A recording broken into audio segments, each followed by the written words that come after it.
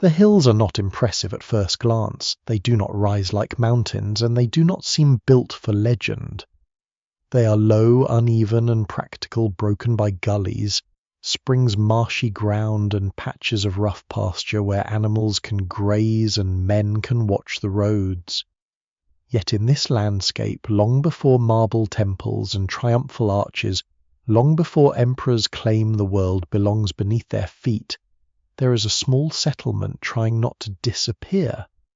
It sits near the Tiber River, close enough to water to live, close enough to danger to fear it, and close enough to the crossings to matter. Traders move through, herdsmen pass, raiders can come the same way. The river is a road, a border, and a warning. What Rome will become later can make this beginning seem almost impossible, because nothing about the early place announces inevitability. There is mud, there is timber, there are huts, smoke livestock, small fields, and the constant pressure of neighbouring peoples who have their own gods, their own claims, their own memories, and their own weapons. The mystery of Rome's rise begins here not with greatness, but with exposure. The settlement that later calls itself master of the Mediterranean begins in a region where no community can afford to be passive. Central Italy is not empty. It is crowded with small powers, shifting alliances, local rivalries, hilltop communities, river crossings, sacred places, and old routes linking the interior to the coast. To the north are the Etruscans, wealthy, urban, artistically sophisticated, and politically influential, with cities that already look far more impressive than early Rome. To the south and east are Latin, Sabine, Volscian, Equian, and other communities whose relationships with Rome move between kinship, trade, suspicion, and war. Beyond them are mountain peoples hardened by difficult terrain. The evidence remains incomplete, and scholars still debate many details of Rome's earlier centuries, partly because later Romans retold their beginnings through myth, pride, and political memory. But what survives in the record suggests something more interesting than a simple miracle. Rome does not rise because it is safe. Rome rises because it is never quite safe enough. The landscape teaches caution. The low hills provide defensible points, but the valleys between them are vulnerable, and the early settlement's position near the Tiber crossing gives it value that others notice. Salt routes, livestock paths, and river trade help make the place useful. Useful places attract wealth, but they also attract violence. Early Rome. If the later traditions preserve even a rough echo of reality, is not an isolated village dreaming of empire. It is a hard-edge frontier community in a zone of contact. Its people must deal with different languages, customs, and military styles. They must negotiate, raid, intermarry, fortify, absorb, imitate, and strike back. Before Rome learns how to conquer continents, it learns the smaller and more ancient art of remaining on the map. This is one of the strange foundations of Roman power. Rome will later present itself as uniquely favoured, chosen by gods, descended from heroic refugees destined to rule. Yet beneath the polished story is something more practical and more durable. The early Romans are borrowers. They borrow religious practices, military equipment, symbols of authority, political forms, engineering habits, and even parts of their identity. They do not become unbeatable by remaining pure. They become dangerous because they are unusually willing to take what works. This begins early in the shadow of stronger cultures. The Etruscans influence Roman kingship, ritual architecture, and elite display. Greek colonies in southern Italy offer models of warfare art and urban life. Neighbouring Italic peoples shape Rome's military habits and social instincts. Rome is born not as a sealed civilization, but as a crossroads with a memory. It absorbs pressure, and over time pressure becomes structure. Before we go deeper, take a moment to like the video and subscribe if this is the kind of history and mystery you enjoy. Because the story of how Rome becomes unbeatable is not really the story of one battle, one genius, or one secret weapon. It is the story of a community that learns again and again how to survive shocks that should have ended it. And the first of those shocks is simply the world around it. The early Roman settlement lives in a world of limited resources. Land matters because land feeds families, supports soldiers, and defines status. A poor harvest can become a political crisis. A border dispute can become a blood feud. A raid can become a reason for generations of revenge. In this world, war is not always a grand campaign with banners and speeches. It can be seasonal, intimate, and repetitive. Men leave fields to fight. Villages fear losing cattle, grain captives, and honor. The dead are not abstractions. They are fathers, sons, neighbors, rivals, and debtors.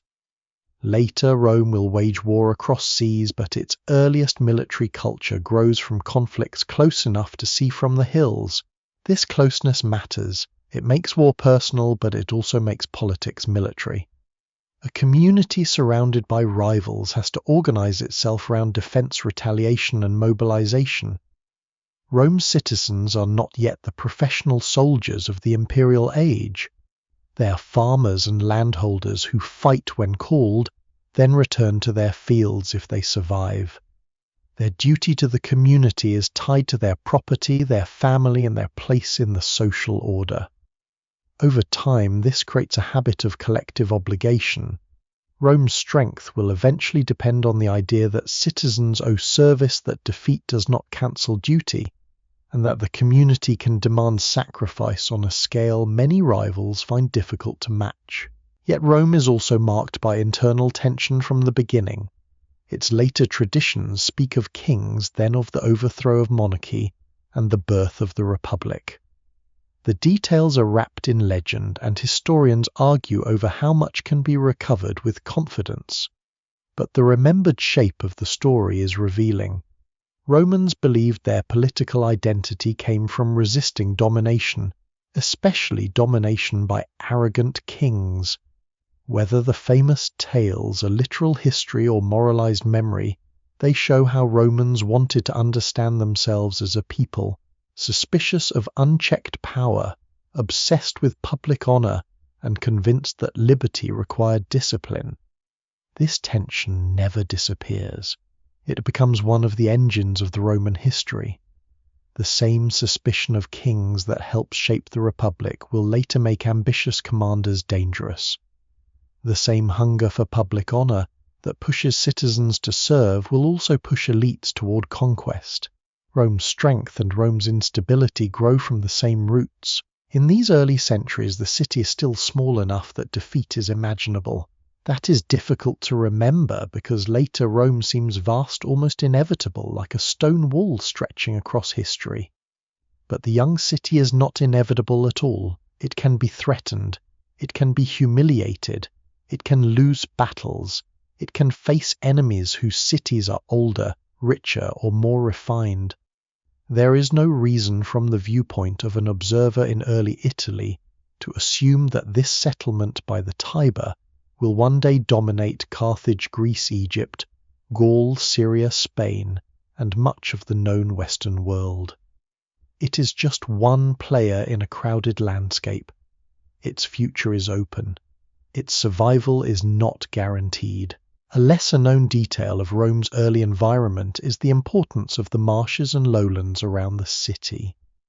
Later monumental Rome will be remembered for stone roads, aqueducts, and forums, but early Rome must first deal with wet ground drainage and unhealthy spaces. The valleys between the hills are not naturally suited to grand public life. They have to be reshaped. The famous drainage works associated with the Roman Forum, remembered through the Great Sewer later called the Cloaca Maxima, point to a practical truth. Even if the early chronology is debated, Rome's rise depends not only on armies, but on the slow conquest of its own landscape. To build a city of power, the Romans must turn difficult ground into usable ground. They must make roads where mud had been public space, where water gathered, and boundaries where disorder threatened. This habit of physical transformation becomes part of the Roman mind. The world is not simply endured, it is organized. That instinct will later appear on a massive scale. Roman roads will cut through provinces, forts will anchor frontiers, colonies will mark conquered land, aqueducts will carry water across valleys, camps will be laid out with chilling regularity, even in hostile territory. But the seed of that mentality is already present in the early city's struggle with its own terrain. Rome becomes powerful, partly because it treats geography as a problem to be worked on. Rivers, hills, forests, swamps, and roads are not just scenery, they are strategic facts. The Romans learn to read them, use them, and when possible alter them. Still, the human landscape is even more important than the physical one. Rome's neighbours are not faceless obstacles. They are part of the same larger Italian world tied together by trade, marriage, ritual, and war. This closeness gives Rome an unusual future advantage. When Rome defeats nearby communities, it does not always destroy them outright. Over time, it develops a pattern of absorbing defeated peoples in different degrees, binding them into alliances, granting partial rights, demanding soldiers, and expanding the circle of Roman power without always erasing local identity. This system is not fully formed at the beginning, and it will take generations of trial, brutality, compromise, and rebellion to mature. But its roots lie in the fact that Rome's earliest enemies are also its cultural relatives and neighbours. They are close enough to be incorporated. No single explanation fully accounts for Rome's later success. Geography helps, but geography alone does not conquer the Mediterranean. Military discipline helps, but disciplined armies can still be destroyed. Political competition helps, but competition can tear a state apart.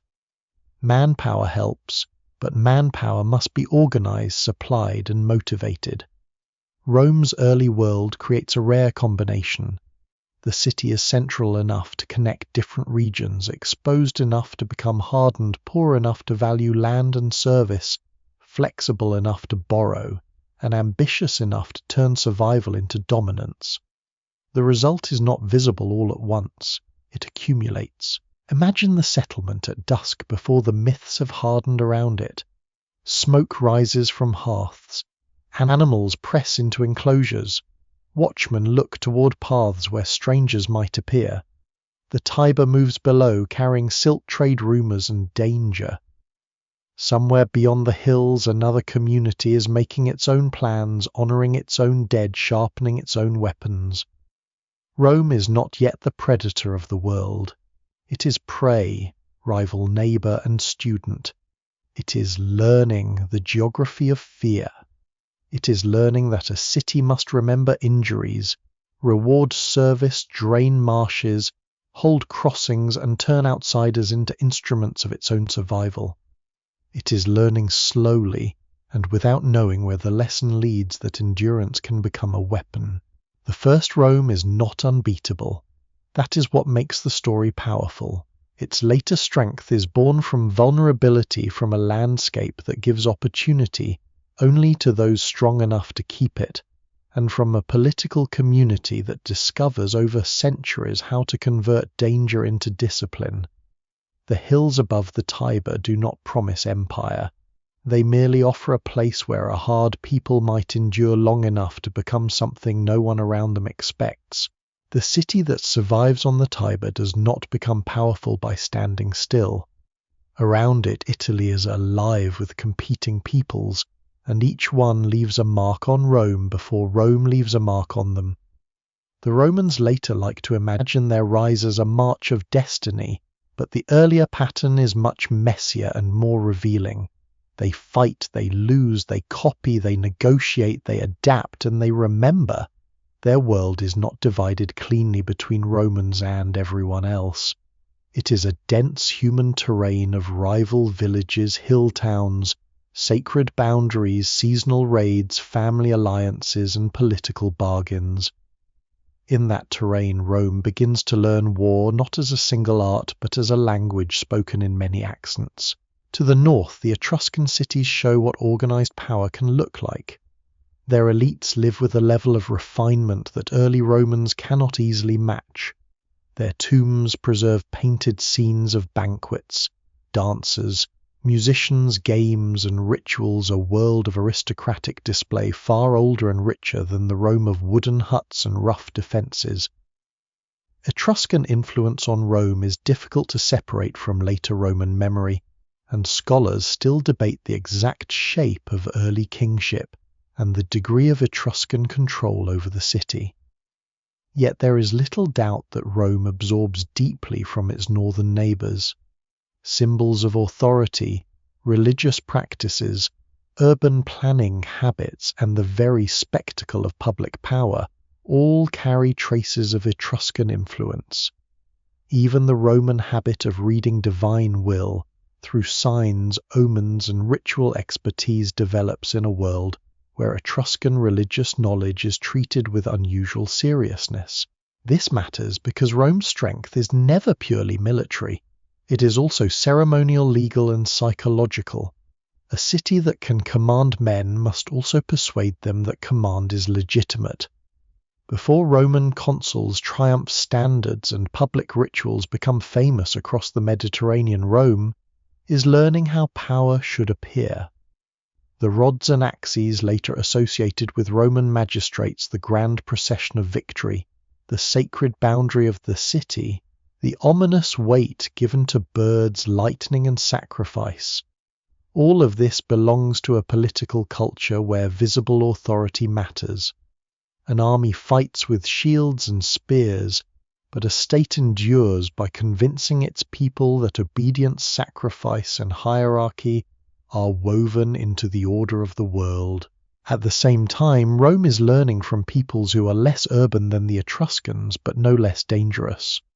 The Latin communities around Rome share language ties and religious connections, yet kinship does not prevent rivalry. In early Italy, closeness often sharpens conflict rather than softening it. The struggle among Latin towns is not a clash of alien civilizations. It is more like a family quarrel fought with spears raids and shifting leagues. Rome is one Latin power among others before it becomes the Latin power. Its early wars are contests for land leadership, prestige and security. The evidence remains incomplete, and many episodes preserved by later historians are shaped by legend, moral drama, or patriotic reconstruction.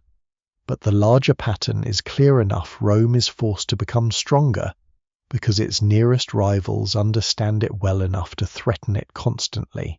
From the Sabines, whose presence in Roman tradition is both historical and mythologized, Rome receives another lesson: identity can be expanded through conflict and incorporation. Later stories about Sabine women, Sabine kings, and Sabine families are difficult to treat as straightforward history, but they preserve a memory of blending. Rome's population is not imagined as pure even in its own founding myths. It is mixed, assembled, and enlarged. This becomes one of the most consequential Roman instincts. Other ancient cities often absorb outsiders too, but Rome develops the habit into a political weapon. To defeat a people is one thing. To make them in some measure part of your future armies is something more dangerous. War in this period is hard to reconstruct in detail. The archaeological record offers hints later. Authors offer narratives, and comparison with other Italic societies fills some gaps. What survives in the record suggests that early Roman warfare is shaped by class property and proximity.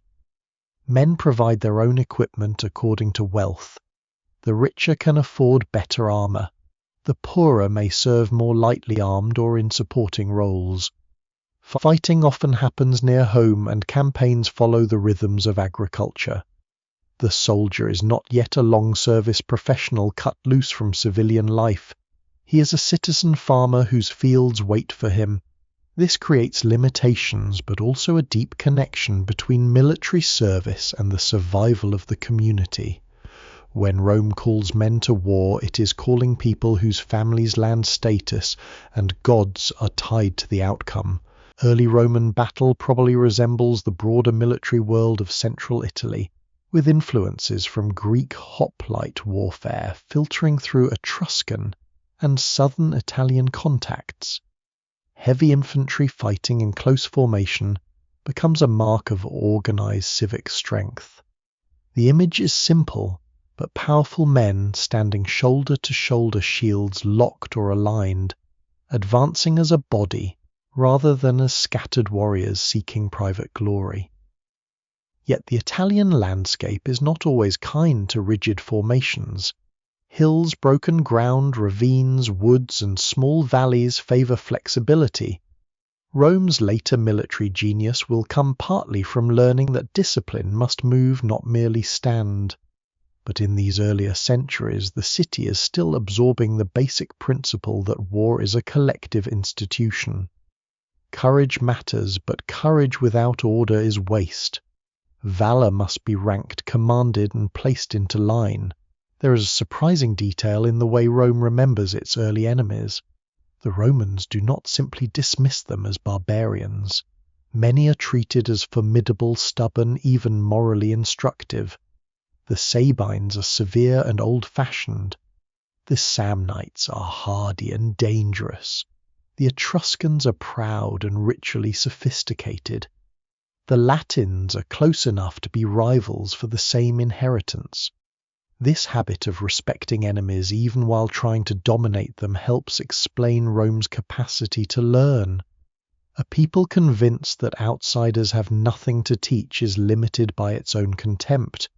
Rome can be arrogant, cruel, and deeply prejudiced, but it is also attentive. It watches how others fight. It notices useful weapons.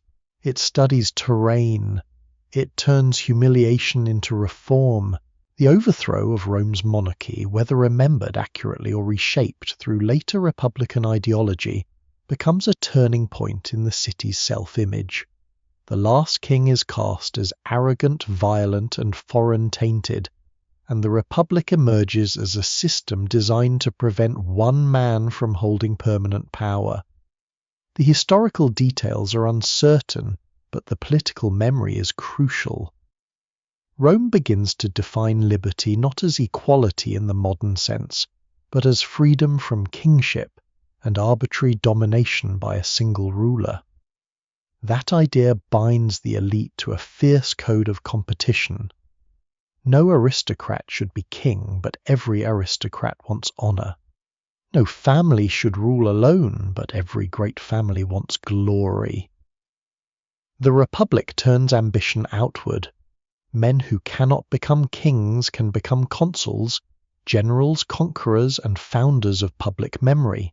This is where Rome's learning of war becomes tied to its learning of politics. Public office and military command are linked.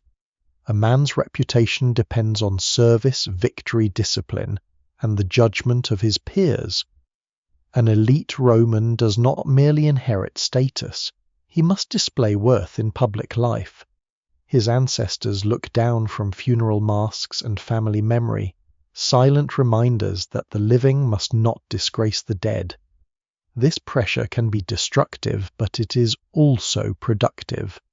It creates leaders desperate for distinction, and a society that expects its leading men to risk themselves in war. Rome's armies are not detached from politics. They are the road through which politics becomes visible. The city's common people too are pulled into this system, though not always willingly. The early republic is marked by social conflict between patricians and plebeians, between elite control and popular demands for protection, rights, debt relief, and access to office. Rome does not become strong because it is harmonious. It becomes strong while arguing with itself. The so-called struggle of the orders, though reconstructed from later sources and debated in its details, points to a deep internal negotiation. Citizens who fight for the city also demand a place within it. Over time, institutions emerge that give plebeians representation, legal protections, and eventually access to high office. This does not make Rome democratic in a simple modern sense, and inequality remains severe. But it does mean that Rome's military manpower is tied to a political community capable of adjustment under pressure. That adjustment is one of Rome's early advantages. A rigid state can look strong until stress exposes its brittleness.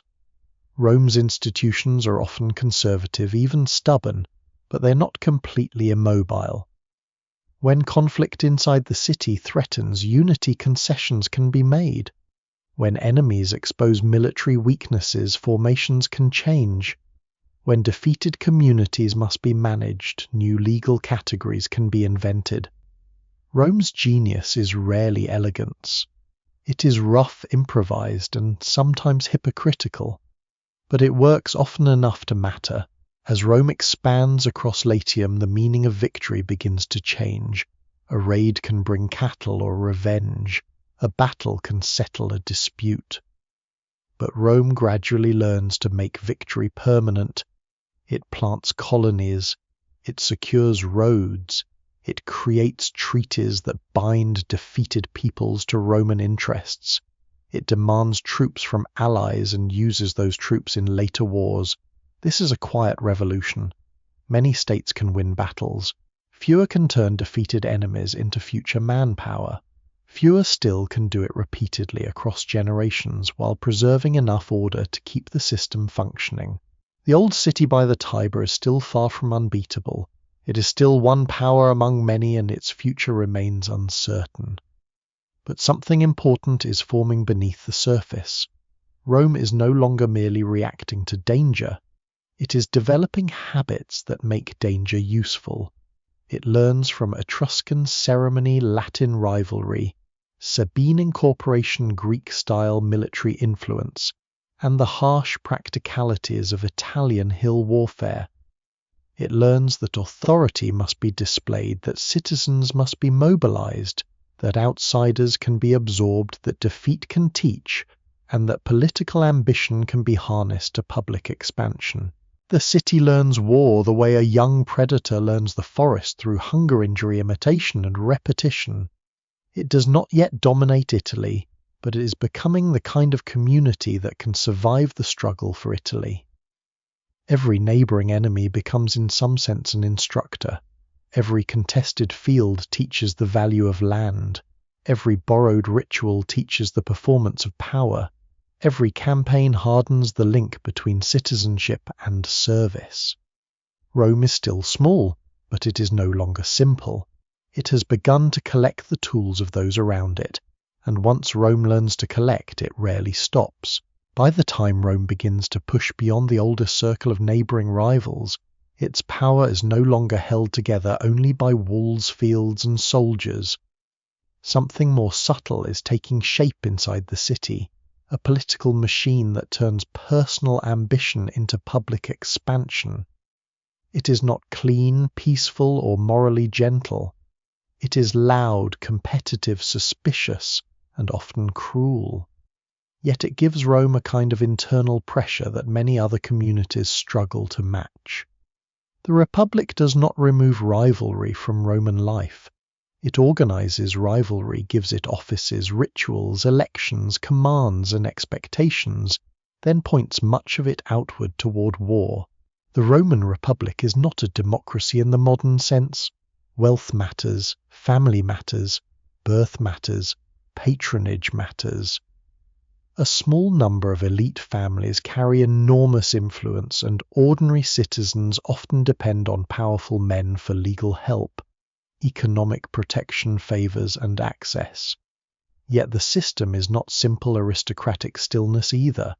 Offices are annual. Magistrates are watched by their rivals. Glory must be renewed in each generation. A noble name can open doors, but it cannot by itself replace public achievement forever. The result is a society where elite men compete intensely for honour, and war becomes the most direct road toward it. A successful command can lift a family's prestige for generations. A failure can stain memory. In Rome, reputation is almost a second body, and public life is the battlefield where it is wounded or enlarged. This hunger for honor has deep roots. Roman aristocrats grow up surrounded by ancestral memory. In elite funerals, wax masks of ancestors are displayed, and the dead seem almost to attend the ceremony, reminding the living that they belong to a chain of achievement.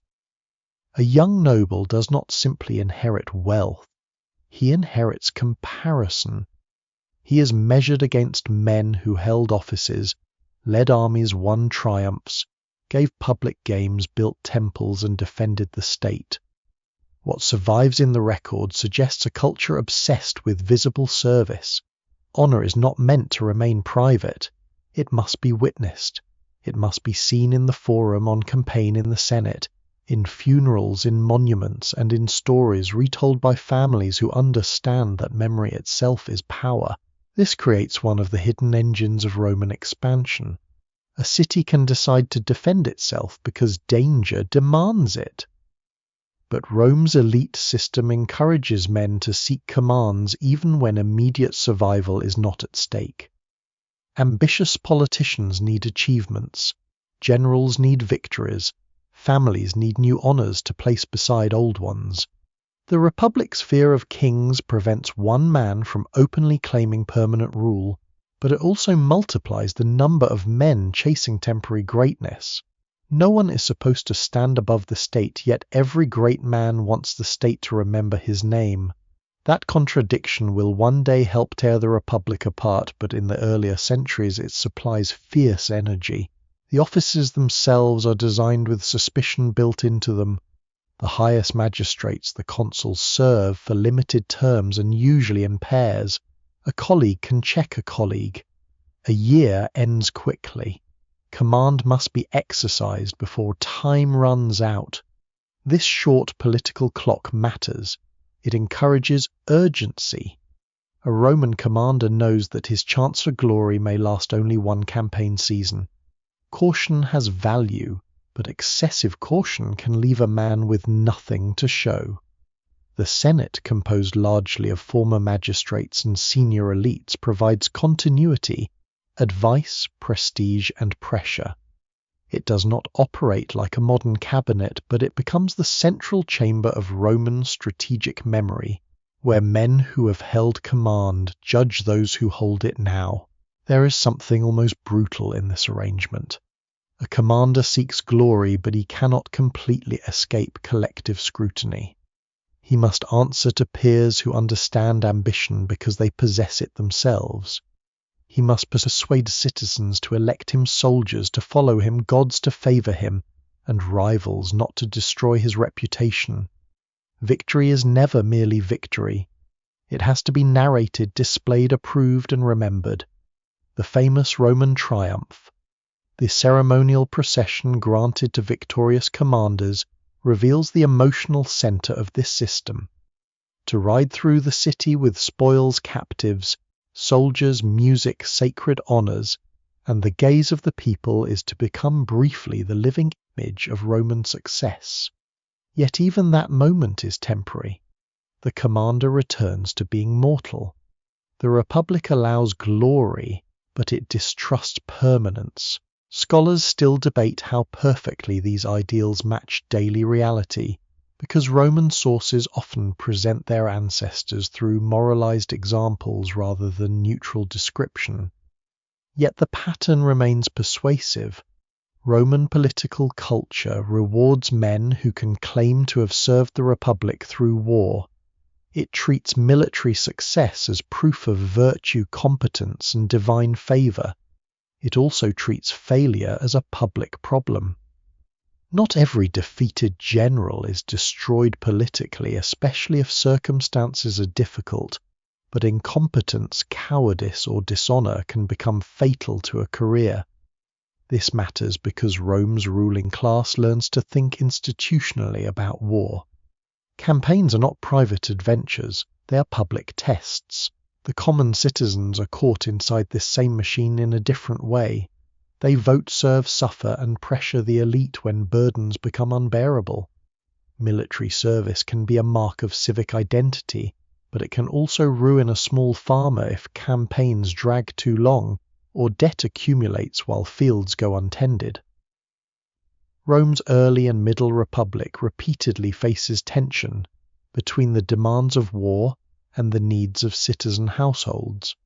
The evidence remains incomplete, especially for the earliest conflicts, but the recurring theme is clear: a city that asks men to fight must manage the consequences when those men return poor, wounded, indebted, or angry. The Republic survives partly because it develops political channels for conflict, before conflict becomes permanent fracture. Tribunes' assemblies, written laws, and negotiated concessions do not eliminate inequality, but they give pressure a place to go. This is another hidden advantage. Rome can be harsh to its citizens, but it cannot entirely ignore them because its military system depends on them. A state built on citizen soldiers has to maintain at least enough consent, identity, and obligation to keep men answering the call. Fear alone is not enough. Pay land honor, legal standing, religious duty, loyalty to comrades, pressure from neighbors, and hope for future reward all mix together. Roman service is not modern nationalism, and the emotional world of the Republic is far from simple. But the Roman citizen learns that the fate of the city is tied to his own public role. The elite may dominate command, yet the army is not merely an elite body. It is a broad civic instrument. Religion reinforces this instrument. Roman warfare is surrounded by ritual acts meant to secure divine approval, interpret omens, dedicate spoils, and purify violence. To modernize, this can seem like decoration around the real business of strategy. To Romans, it is part of strategy. An army does not move through a meaningless universe. It moves through a world of divine signs, sacred obligations, vows, and dangers. Before battles, after victories, during crises, the gods must be consulted and honored. The exact rituals change over time, and later accounts may reshape early practices, but the principle is central. War is a political act, a military act, and a religious act at once. This gives Roman decisions a sense of weight. It also gives leaders a language for explaining success and failure. A lesser-known but revealing feature of the Republic's strength is its talent for record and precedent. Rome is a society of memory. Laws, treaties, priestly records, family traditions, senatorial decisions, and public monuments all help build a culture where the past can be used as an argument. When Romans face a crisis, they often ask what ancestors did, what vows were made, what precedents exist, what honors were granted, what punishments were imposed. This does not make them trapped in the past. It gives them a framework for adaptation that can still feel traditional. A reform can be presented not as reckless novelty, but as recovery, restoration, or necessary adjustment in the spirit of ancestral discipline. That is a powerful political trick. It lets a conservative culture change without admitting too easily that it is changing. This habit becomes crucial as Rome's wars expand. Every victory creates new problems: what to do with captured land, defeated enemies, allied obligations, booty prisoners, colonies, commanders, and returning soldiers. A weaker system might improvise once and collapse under repetition. Rome develops procedures, not always fair procedures, not always wise ones, but repeatable ones. Envoys are sent, treaties are classified, colonies are founded, roads are extended, magistrates are assigned, allies are obligated, spoils are distributed or dedicated. The Republic slowly becomes a machine for converting military events into political arrangements. Still, no single explanation fully accounts for Rome's momentum. Ambition could have destroyed it earlier. Elite rivalry could have produced civil war long before the age of Caesar. Citizen resentment could have fractured the city. Religious conservatism could have made adaptation impossible. Instead, for several centuries, Rome manages an unstable balance. Its aristocrats compete, but usually within shared rules. Its citizens complain, resist, and demand concessions, but usually remain inside the civic structure. Its commanders seek glory, but usually return command to the state.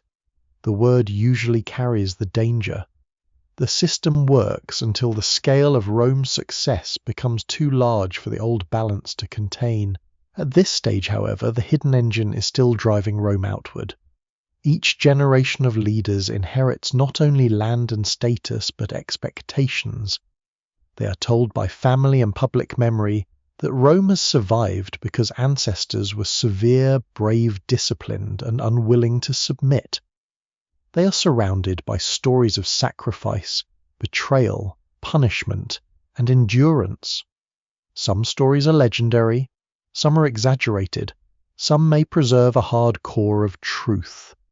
Their factual precision matters less than their social force. They teach Romans what kind of people they are supposed to be. A Roman commander who fears disgrace may fight harder than one who only desires profit. A citizen who believes retreat dishonors the community may endure more than strategy alone can explain. The Republic, then, is not just a government, it is a furnace. Into it go fear, pride, class, conflict, ancestral memory, religious duty, legal tradition, hunger for land, and the ambitions of men who cannot bear to be forgotten. Out of it comes a political culture unusually good at sustaining war. The city's enemies may see armies in the field, but behind those armies stands something harder to kill, a system that turns private rivalry into public violence, then calls that violence service. Rome has not yet become unbeatable. It is still learning, still vulnerable, still surrounded by peoples who can wound it badly. But its inner machinery is beginning to matter as much as its weapons. Other states can defeat a Roman army. The deeper question is whether they can defeat the city that keeps producing new commanders, new levies, new arguments, new vows, and new reasons to continue. In that question lies the beginning of Rome's most unsettling power. It does not simply fight because it is strong. It becomes strong because its entire society is being trained to make fighting meaningful.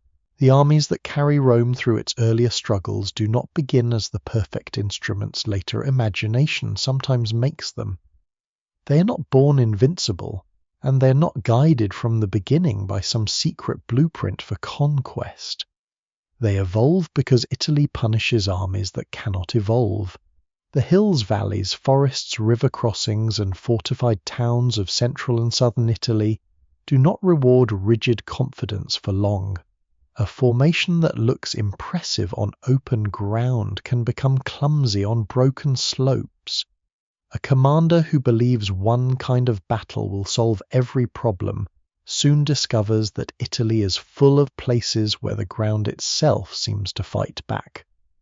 Rome's military transformation begins in this difficult school where survival depends on learning that discipline is not the same as stiffness. In the wider Mediterranean world, the heavily armed infantryman fighting in close formation has enormous prestige. Greek hoplite warfare, with its citizen soldiers, shields, spears, and dense lines, offers a powerful model of civic battle. Through contact with Etruscans, Greeks in southern Italy, and neighbouring peoples, Rome enters this military world. Early Roman fighting likely includes formations that resemble the Greek phalanx in spirit, if not always in exact form, organised ranks of property-owning citizens placed according to wealth and equipment trained to hold together under pressure. This is an important stage. It teaches Rome that war is not simply a swarm of brave individuals. It is a public structure made visible in bronzewood, leather, and human nerve. But the phalanx, or any rigid, heavy formation like it, has limits. It wants steadiness. It wants alignment. It wants ground where men can keep order and push together. Much of Italy refuses to cooperate. The long struggle against the Samnites, mountain peoples of the central and southern Apennines, becomes especially important in Roman memory because it exposes the difficulty of fighting enemies who know broken country intimately. The Samnites are not a minor inconvenience on Rome's road to greatness. They are among the most serious opponents Rome faces before Carthage. Their world of ridges narrow passes upland valleys, and fortified settlements demands a kind of warfare more flexible than a simple line pressing forward. The evidence remains incomplete, and later Roman accounts shape the Samnite Wars into moral drama, but the broad lesson is credible. Rome has to adapt because its enemies and landscapes make older habits insufficient. The Roman legion, in the form that becomes famous during the Republic, is a response to these pressures. Instead of relying on one continuous dense block of men, Rome develops a more flexible organization divided into smaller tactical units, often described as maniples. The word itself connects to the idea of a handful, and the image is fitting. A manipular army can move in pieces, adjust to uneven ground, rotate lines, and respond more intelligently to local disorder. It is still disciplined, it is still collective, but it breathes differently. It is not a single slab of bronze and flesh. It is a living structure with joints. This change should not be imagined as a single day when some Roman genius invents the legion, and everything afterward becomes easy. Military systems develop unevenly, and scholars still debate the exact chronology and details of Roman tactical reform. Later writers looking backward sometimes make early developments seem clearer than they were, yet what survives in the record suggests that the Roman army becomes increasingly well suited to the brutal variety of Italian warfare. Its soldiers can fight in lines, but those lines have depth. Its units can maneuver independently while remaining part of a larger plan.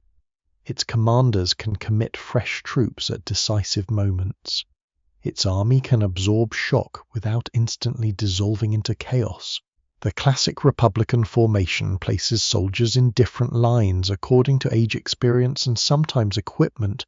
Younger men forward, more seasoned men behind them, veterans as a final reserve. The exact arrangement changes over time, but the principle is revealing. Rome builds depth into battle. It does not spend everything at once. The front line can clash, tire, withdraw, or be supported. Behind it stands another layer. Behind that, another. To face such an army is to face not only the men directly before you, but the waiting strength behind them. This gives Roman battle a psychological quality. An enemy might break the first Roman effort and discover the fight has only changed shape. The soldier's equipment also reflects adaptation. The large shield, the scutum, gives protection suited to close combat.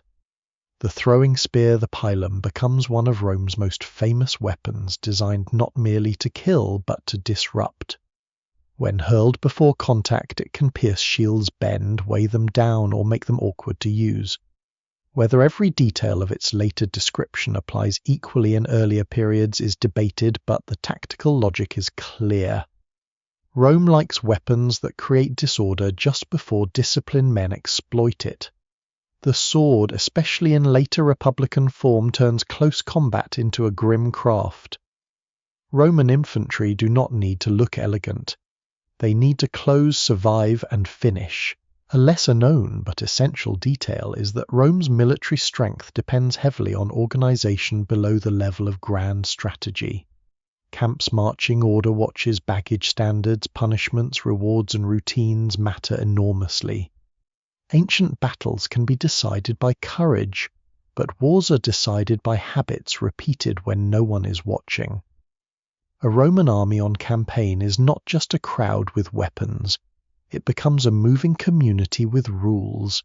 The camp is laid out with order. Men know where units belong. Space is assigned. Entrances, streets, defenses, and command areas follow patterns. This habit of regular camp construction is one of the great understated instruments of Roman power. Every evening, even in hostile territory, Rome tries to impose a small Roman world upon the landscape. That matters because fear grows at night. Armies far from home are vulnerable when tired, hungry, scattered, or surprised. A well-ordered camp reduces uncertainty. It gives soldiers a place, commanders a structure, supplies a system, and enemies a problem. It also trains the mind. The Roman soldier learns that discipline does not end when the battle line dissolves. It continues while digging ditches, raising ramparts, cooking food, cleaning equipment, standing watch, and waking before dawn. War becomes labor. This is one reason Roman power can feel so relentless. It is not always brilliant. Sometimes it is simply there again the next morning, fortified, organized, and ready to march. The severity of Roman discipline becomes legendary, and some stories may be exaggerated to teach moral lessons. Accounts of harsh punishments, including decimation in extreme cases, show how Romans imagined the relationship between obedience and survival. Not every commander constantly uses such cruelty, and the evidence for early practices must be handled carefully. Yet the cultural message is unmistakable. Cowardice, disorder, and betrayal of comrades are not private failures. They endanger the state. Discipline is treated almost as a sacred bond. The army's strength lies not in each man's fearlessness, but in each man's belief that the line must hold, because every other man is bound by the same terrible expectation. Still, Roman soldiers are not machines. They are hungry, frightened, ambitious, resentful, proud, superstitious, and exhausted like other human beings. What makes the legion formidable is not the absence of fear, but the structures that keep fear from becoming collapse.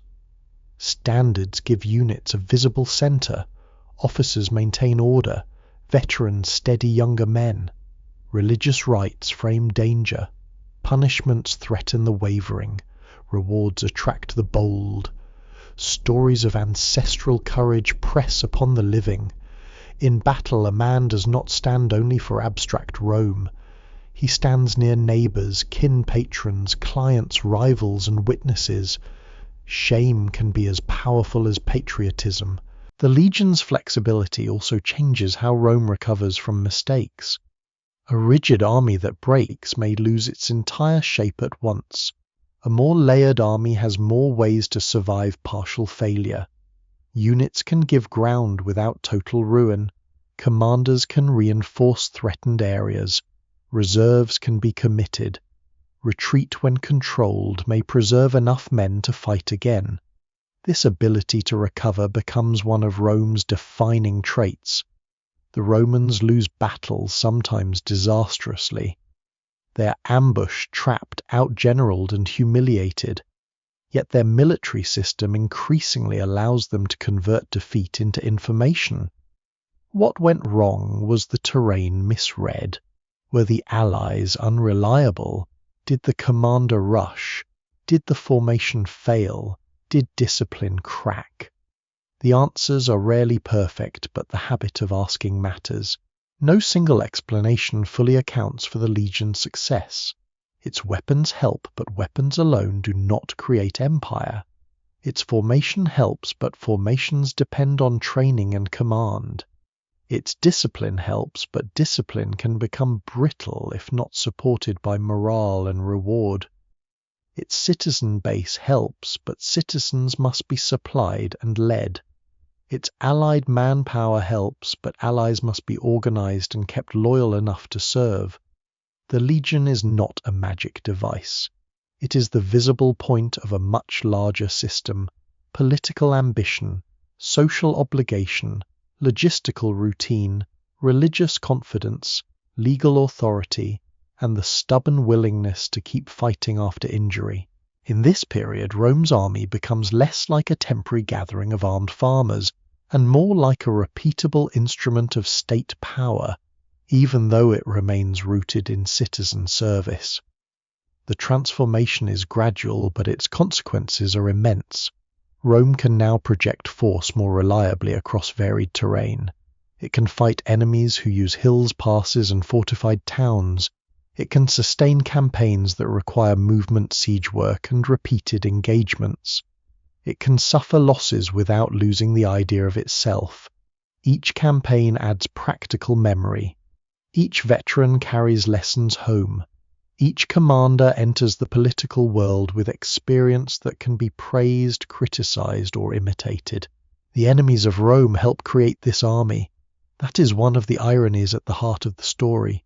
The Samnites, Latins, Etruscans, Greeks, and other peoples of Italy are not merely obstacles crushed by Roman destiny. They force Rome to become more dangerous than it was. They teach it that bravery without flexibility is insufficient, that terrain can humble pride, that formations must have joints, that camps can be weapons, and that defeat must be studied rather than simply mourned. Rome's later enemies will face the product of this long Italian education without always understanding where it came from. By the time Rome's legions begin to look outward beyond the immediate struggles of central Italy, they carry within them the memory of rough ground. Their strength is not smooth perfection. It is the result of repeated abrasion. The legion becomes a tool shaped against hillsides, passes, ambushes, rival formations, and the hard lessons of men who survived one campaign only to be called into another. Rome is not unbeatable because its army never fails. It becomes terrifying because failure does not end the army's evolution. The line bends, divides, reforms, learns, and advances again. In that movement, something new enters history, a military system that can be wounded without being taught to stop. Rome's army can win battles, but battles alone do not explain why Rome becomes so difficult to stop. Many ancient peoples win brilliant victories and still vanish into the margins of history. A battlefield can decide a day, a season, even a king's reputation, but it does not automatically create a lasting system. Rome's deeper advantage grows from what happens after the fighting ends. When the smoke clears, when the dead are counted, when envoys come forward and defeated communities wait to learn their fate, Rome does something more complicated than simple destruction. It binds, it classifies, it punishes some rewards, others demands. Soldiers grants rights in layers, plants colonies, builds roads, and turns the map of Italy into a web. This web does not appear overnight. It is built through trial, fear, compromise, brutality, and political imagination. Early Rome, fighting among its Latin neighbours, is part of a world of alliances and leagues long before it dominates them. The Latin communities share religious traditions and linguistic ties, but they also compete fiercely for leadership. Rome's eventual dominance over Latium is not just a matter of defeating enemies in open combat. It is a matter of restructuring relationships so that other communities become attached to Roman power, even when they do not become fully Roman. That distinction is crucial. Rome does not need every conquered person to immediately become a Roman citizen in the full political sense. It needs them placed somewhere within a hierarchy of obligation. The result is one of the most important political inventions in ancient history, a flexible system of incorporation. Some communities receive full citizenship. Some receive citizenship without voting rights. Some remain allies with treaties. Some are tied through colonies. Some are punished by land confiscation. Some retain local institutions but owe military service. Some are watched more closely because they rebelled. Others are treated generously because Rome wants their loyalty as an example. The categories shift over time, and scholars still debate the exact development of these arrangements, especially for the early Republic. But the larger pattern is unmistakable. Rome creates degrees of belonging, and those degrees make conquest more durable. This is not kindness in a modern humanitarian sense. Rome can be ruthless. Cities that resist too stubbornly can lose land, walls, independence, wealth, or lives. Leaders may be executed. Populations can be displaced. Colonists may be settled on strategic land as a permanent warning. Yet Roman rule is rarely only terror. Terror burns hot but often burns out. Rome combines fear with opportunity. A defeated community may find that obedience brings protection, trade prestige, legal advantages, or a share in future spoils. Its young men may serve in Roman-led armies and return with pay plunder experience and a widened sense of the world. Local elites may discover that cooperation with Rome preserves their status better than resistance does. In this way, conquest becomes not merely an event but a relationship. The genius of this system lies partly in its incompleteness. Rome does not immediately flatten Italy into one uniform state. It leaves many communities with their own local identities, magistrates, customs, and memories. That can seem like weakness, but it often works as strength. People are less likely to rebel every year if they still recognize their own city, their own festivals, their own local honor, and their own leading families. Rome demands the things it needs most: military support, strategic obedience, and acceptance of Roman supremacy. In return, it does not always demand the immediate erasure of everything else. What survives in the record suggests a system constantly balancing domination and distance. The military consequences are enormous. Every defeated enemy can become a future supplier of troops. This is the quiet arithmetic behind Rome's rise. Other states may defeat a hostile army and reduce the number of enemies before them. Rome defeats an enemy, and over time may increase the number of soldiers available to itself. The Roman citizen body remains central, but the allied communities of Italy become indispensable. In later wars, especially against Carthage, Rome's ability to draw on this broad Italian manpower base becomes one of its most terrifying traits. A rival can slaughter tens of thousands of Romans and still discover that more armies appear.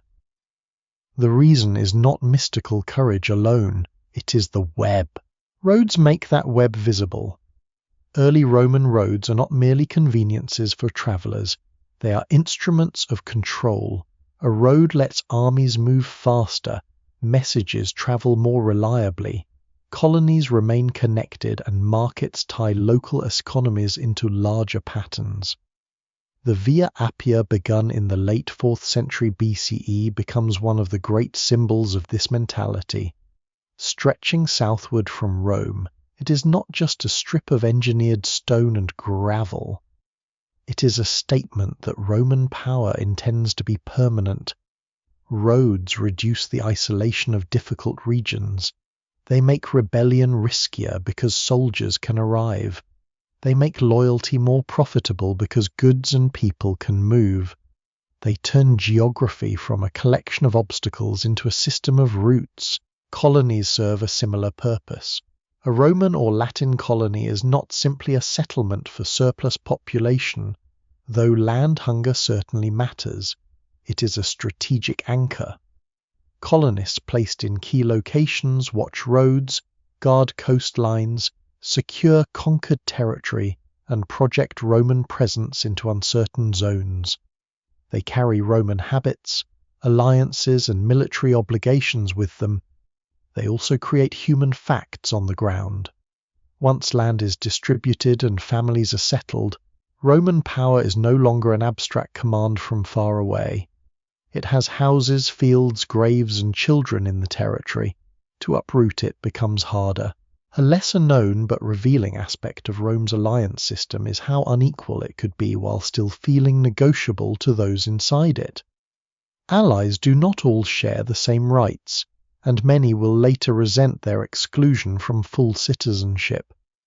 That resentment eventually erupts in the social war centuries after the early web begins forming.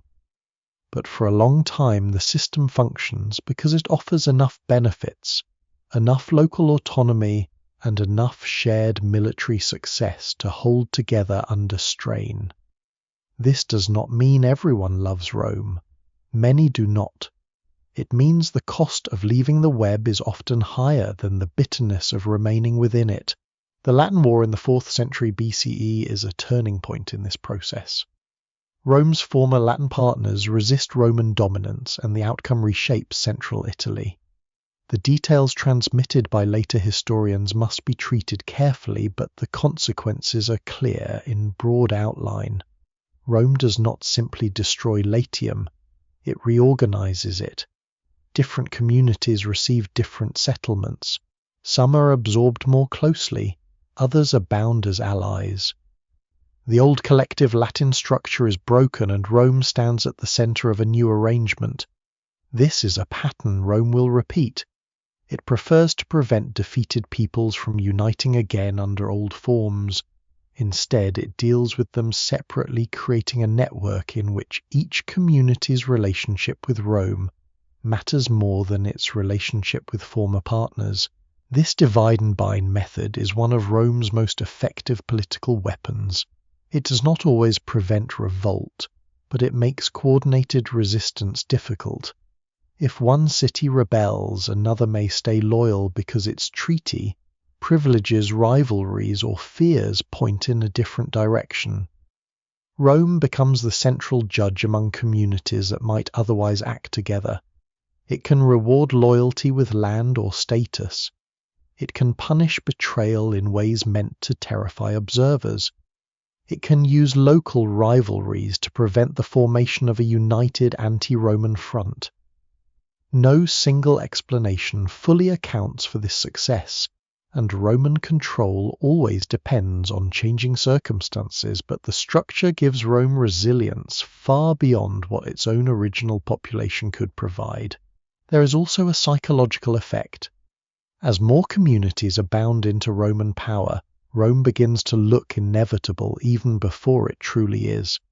A city deciding whether to resist must ask not only how many Romans it faces, but how many Roman allies, colonies, roads, and nearby loyalists stand behind them. Fear expands with the network, so does opportunity. A local elite may begin to imagine its future, not in opposition to Rome, but through Rome. Service in Roman campaigns can bring contact with wider Mediterranean wealth. Cooperation can bring protection against local enemies. Roman victory becomes something many non-Romans can profit from, at least for a time. Yet the system contains a contradiction. Rome's allies are essential, but they are not equal. They bleed in Roman wars. They send men to fight under Roman command. They help build Rome's victories, but they do not always share fully in Rome's political privileges. The evidence remains incomplete for many local experiences because the surviving literary record is heavily Roman, but the later eruption of Allied grievances suggests that beneath the surface of loyalty lay generations of frustration. Rome's web is strong, but it is not gentle. It holds because it offers advantage, and because Rome is dangerous, not because it creates universal contentment. For now, in the centuries of Italian expansion, the balance holds. The web tightens across Latium, Campania, and beyond. Roads extend, colonies appear, treaties multiply. Roman commanders lead armies in which citizens and allies fight beside one another, not always with equal honor, but with shared practical purpose. Italy is not yet unified in a modern sense. It is a mosaic under Roman pressure, but the pieces are being arranged so that Rome can draw from them again and again. This is why Rome becomes so hard to defeat. An enemy may prepare to fight a city and find instead a federation of obligations. It may expect a single population and encounter an entire peninsula slowly being organized for war. The hills above the Tiber still matter, the legions still matter, the ambitions of aristocrats still matter, but now they are connected to something larger. Rome has learned that conquest is most powerful when it does not end at surrender. It must continue into treaties, roads, colonies, rights, duties, and memory. The defeated must be made useful. The frontier must be made accessible. The ally must be made dependent. The local rivalry must be made Roman property. The old settlement that once struggled to survive among dangerous neighbours is becoming the centre of a human machine. Its strength is no longer measured only by the number of citizens inside its walls, but by the number of communities whose futures have been tied willingly or not to Roman command. This is the Italian web, and once it tightens, Rome's enemies will discover that beating Romans in battle is not the same as breaking Rome. The web gives Rome strength, but it does not give Rome safety. If anything, as Roman power spreads through Italy, the dangers become larger, stranger, and more humiliating. A small city can suffer small disasters. A rising power attracts enemies capable of teaching it lessons at a far greater scale. Rome's reputation for endurance is not born from an unbroken chain of victories. It is born from moments when defeat comes so close to ruin that later generations can hardly discuss them without turning them into moral instruction. The Romans do not become formidable because they avoid catastrophe. They become formidable because catastrophe fails again and again to produce surrender. The Samnite Wars show this pattern before Rome ever faces the great powers beyond Italy. The Samnites are not a single fragile opponent waiting to be pushed aside. They are a resilient confederation of mountain peoples with their own warrior traditions, local strengths, and strategic intelligence. They understand the Apennine world better than Roman commanders do. They know how to use narrow valleys, ridges, upland routes, and fortified settlements to blunt the force of a more organized state. Rome's long struggle against them is not a simple Roman advance. It is a grinding education, and at times the teacher is merciless. The most famous humiliation comes at the Caudine Forks, where a Roman army is trapped in a narrow mountain pass and forced to surrender under degrading terms. The exact details are shaped by later Roman storytelling, and scholars still debate how much of the surviving account is dramatic reconstruction. But the memory itself matters. Rome remembers an army caught not by weakness in courage, but by failure of judgment. The soldiers are compelled to pass beneath a yoke, a ritual humiliation meant to display submission. For a people obsessed with honor, the wound is more than military. It is spiritual and political. It says that Roman discipline, Roman pride, and Roman command can be made to crawl. Many states would treat such a disaster as a reason to negotiate from fear or accept a long period of caution. Rome does not forget, but it also does not accept the humiliation as final. The war continues.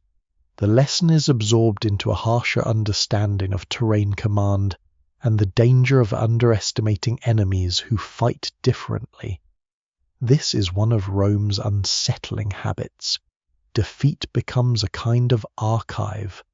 The city stores pain as instruction. It does not always learn immediately, and it does not always learn wisely, but it rarely allows humiliation to remain merely humiliation. It becomes a debt. This is where Roman endurance begins to look almost unnatural to its enemies. In many ancient wars, the destruction or capture of an army can force settlement. Political communities have limits. A heavy defeat can break confidence. Empty treasuries produce internal revolt or discredit leaders beyond repair. Rome suffers these same pressures, but it has mechanisms that help it continue. It can raise new levies from citizens and allies. It can replace commanders. It can frame disaster as a test of ancestral virtue. It can punish, vow, rebuild, and return. The Italian web gives manpower. The Republic gives political competition. The Legion gives tactical adaptability. Roman memory gives defeat a meaning that does not have to be final. There is a hard edge to this resilience. Rome's refusal to accept defeat can prolong suffering for everyone involved. It can turn wars that might have ended into wars of exhaustion. It can make Roman diplomacy seem unreliable to enemies who believe a settlement has closed the matter only to find Rome searching for a way to reverse it later. Roman perseverance is admirable only from certain angles.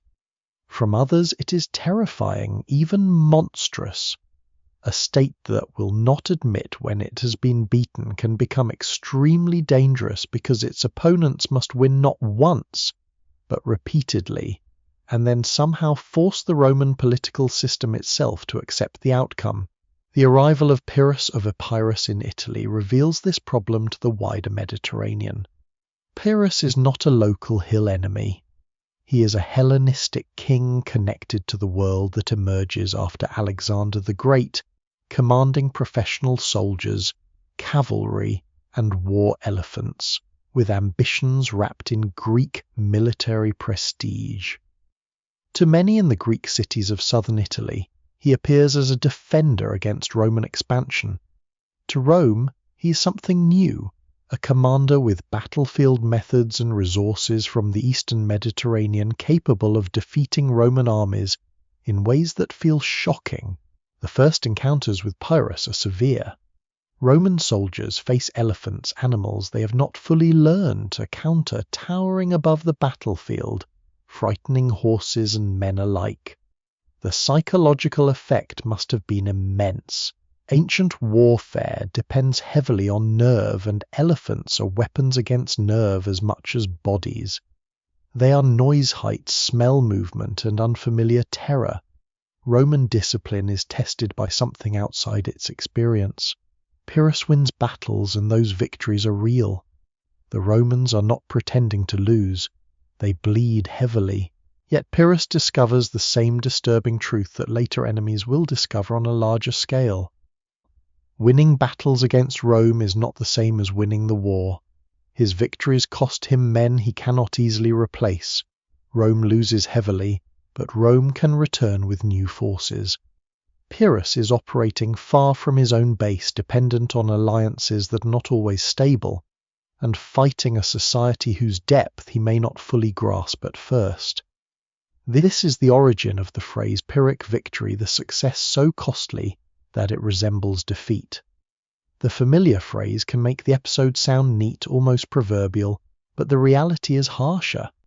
Pyrrhus shows that Rome can be beaten tactically by a brilliant commander, but he also exposes how difficult it is to convert tactical brilliance into strategic decision against a state that keeps reforming.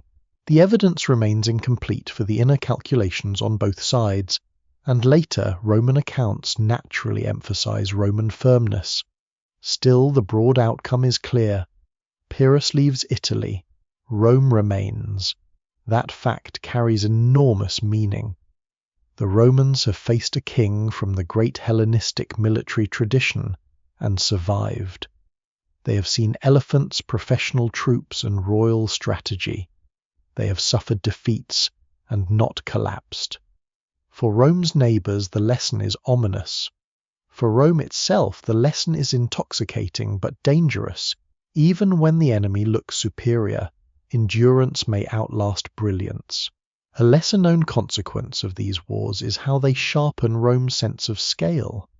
Fighting the Samnites teaches Rome to master the Italian interior. Fighting Pyrrhus introduces Rome more directly to the politics of the wider Mediterranean, especially the Greek south. The city is no longer only a central Italian power dealing with familiar rivals. It is becoming a state that can stand in the arena of kings. This does not yet mean Rome is ready for every challenge. Its navy remains limited. Its knowledge of overseas empire is undeveloped. But psychologically and politically a threshold has been crossed. Rome has faced an enemy associated with the prestige of Alexander's world and has endured. Defeat in these years becomes institutional memory. Roman commanders learn that terrain can trap armies, that foreign tactics can shock even disciplined troops, that allies must be watched, that supplies matter, that arrogance kills. The Senate learns that wars may require persistence beyond a single campaign. Citizens learn that service can bring not only glory but repeated hardship. Allies learn that Rome expects them to keep supplying men even after losses. Enemies learn slowly that Rome's center of gravity is not always where it appears. It is not just the army in front of them, it is the system behind the army. No single explanation fully accounts for this capacity to absorb punishment. There is manpower, certainly, but manpower can be squandered. There is discipline, but disciplined societies can despair. There is religion, but piety does not guarantee victory. There is aristocratic competition, but ambition can become reckless. What makes Rome different is the combination. After disaster, each part of the system reinforces the others. The Senate debates and directs. Magistrates seek redemption or opportunity. Citizens are levied again. Allies are called again. Priests interpret signs and restore confidence. Families mourn and produce new soldiers. Roads and colonies keep strategic areas connected. The story of defeat is folded into the larger story of Roman destiny, not as proof that Rome is weak, but as proof that Rome is being tested. This habit has a cost inside Roman society. Endurance sounds noble when viewed from far away, but for those who live, endurance means more graves, more ruined farms, more widows, more debt, more veterans returning with injuries seen and unseen. The Roman state often demands a great deal before it gives much back. The small farmer who fights year after year may not experience Roman resilience as a glorious abstraction. He may experience it as exhaustion. The allied soldier may wonder why his blood secures Roman command more than his own community's freedom. What survives in the record often preserves elite admiration for steadfastness more clearly than the private bitterness underneath it. But that bitterness is part of the story too. Rome's strength is built from human strain. The remarkable thing is that the strain does not yet break the system. Instead, each crisis seems to enlarge Rome's usable memory. The city learns that humiliation can be survived. It learns that foreign kings can be outlasted. It learns that battlefield defeat can be separated from political defeat. This separation may be the most important lesson of all. A Roman army can lose, but Rome does not have to admit that the war is lost. A commander can fail, but the Republic can send another. A season can end badly, but another levy can be raised. The enemy may celebrate, but the celebration must wait until Rome agrees that the matter is finished. And Rome increasingly refuses to agree. By the time the wars in Italy have hardened this instinct, Rome has become something more than an ambitious city with a good army. It has become a state trained by catastrophe. The Samnite passes the humiliation of the yoke, the shock of elephants, the costly victories of Pyrrhus, the long pressure of allied obligations. All of these become part of the Roman method. They teach Rome that survival after defeat can be more decisive than victory itself. They teach its enemies that one battle is not enough. They teach the Mediterranean that the city by the Tiber has a frightening talent for turning wounds into armor. This is why the next great war will be so terrible. Rome is about to meet an enemy unlike any it has faced before, a maritime empire with wealth ships, generals, and its own hard logic of power. But Rome will enter that struggle carrying the lessons of Italy. Do not trust the first outcome. Do not confuse humiliation with ending. Do not let the enemy decide when Roman endurance has reached its limit. Defeat has trained the city. Now the world beyond Italy is about to learn what that training has made. Across the water, Carthage looks like a different kind of power from anything Rome has known. It is not a hill rival, not a Latin neighbour, not a mountain confederation, not a Greek king arriving with elephants and royal ambition.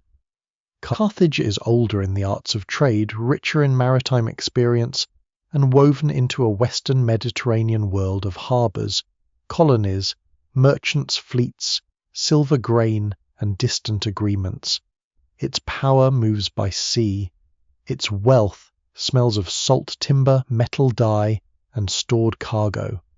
It belongs to a network that reached from North Africa to Sicily, Sardinia, Iberia, and beyond. Rome, still shaped by the land wars of Italy, has learned endurance in hills and valleys. Carthage brings Rome toward a harsher lesson. A city can dominate without marching everywhere, and a war can be fought across water islands, supply lines, and economies, as much as across fields. The first clash between Rome and Carthage grows most dangerously around Sicily, the great island in the middle of the sea lanes. Sicily is not merely a prize on a map. It is fertile, strategic, contested, and positioned between Italy and North Africa, like a stone placed in the throat of the central Mediterranean. Greek cities, local communities, mercenaries, tyrants, and Carthaginian interests all compete there before Rome enters deeply. When Rome does enter, it steps beyond the Italian system that made it strong. Its alliance web roads, colonies, and citizen levies have prepared it for land power, but the struggle with Carthage demands something else. Rome must learn to fight a sea power on terms that do not naturally favour Rome. At first glance, Carthage should hold the advantage. It has naval experience, ships, crews, harbours, and generations of maritime practice. Rome has courage and manpower, but courage does not automatically teach men how to maneuver fleets. Ships are not legions placed on water. They require shipwrights, rowers, timing command signals, weather sense, and a culture comfortable with distance from land. The sea is not simply another battlefield. It is unstable ground that can kill without hatred. Storms destroy fleets as surely as enemy rams. A commander can make all the right political arguments and still lose ships to wind waves and ignorance. The evidence remains incomplete in many details, and ancient naval numbers are often difficult to trust. But the broad fact is clear. Rome enters the First Punic War at a disadvantage in naval tradition. What follows reveals one of Rome's most dangerous qualities. It copies, it improvises, it builds, it fails, it builds again. Roman tradition holds that the Romans used a captured Carthaginian ship as a model for their own fleet, and whether the story is exact or simplified, it expresses something true about Rome's method. The Romans are not embarrassed to learn from an enemy. They do not need to have invented a tool in order to use it ruthlessly.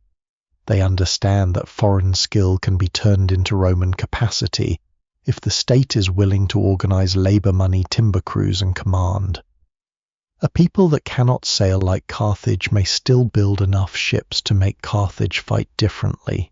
The famous Roman boarding device known as the corvus, a kind of hinged bridge used to grip enemy ships and let Roman soldiers cross captures this improvisational spirit. Scholars still debate its exact design frequency of use and long-term importance, and some modern interpretations caution against imagining it as a miracle weapon. Yet the logic is powerful. Rome tries to transform naval battle into something closer to land battle. If Carthaginian skill lies in maneuver ramming and seamanship, Rome seeks to reduce the gap by letting infantry do what infantry knows. The sea remains dangerous, but for a moment Rome attempts to drag the enemy's expertise into Roman territory even while the fight takes place on water. This is not elegance. It is adaptation under pressure. And adaptation under pressure is one of Rome's central gifts. The First Punic War becomes long, exhausting, and expensive. It is not a clean contest of heroic clarity. It grinds through Sicily, naval engagements, sieges, raids, disasters, and financial strain. Fleets are built at enormous cost and lost in storms or battle. Men drown far from the fields that raised them. Supplies must cross water. Commanders struggle to convert victories into final decision. Carthage, for all its experience, does not easily crush Rome. Rome, for all its endurance, does not easily master Carthage. The war stretches year after year, revealing that both powers possess depth, but of different kinds. Carthage has money ships, mercenaries, and maritime reach. Rome has manpower, political stubbornness, and an increasingly alarming ability to replace losses. A lesser-known but revealing detail is the strain that naval warfare places on Roman society. Building fleets requires resources on a scale different from ordinary land campaigning. Ships consume timber fittings, trained labor, and enormous coordination.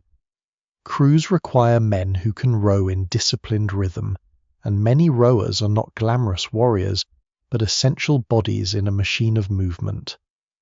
When storms destroy fleets, the losses are not only military, they are economic and psychological. A legion lost in battle is a public wound. A fleet lost to weather is more bewildering, almost insulting, as if nature itself has refused Roman discipline. Yet Rome continues. Private citizens and public authority combine at times to finance new efforts.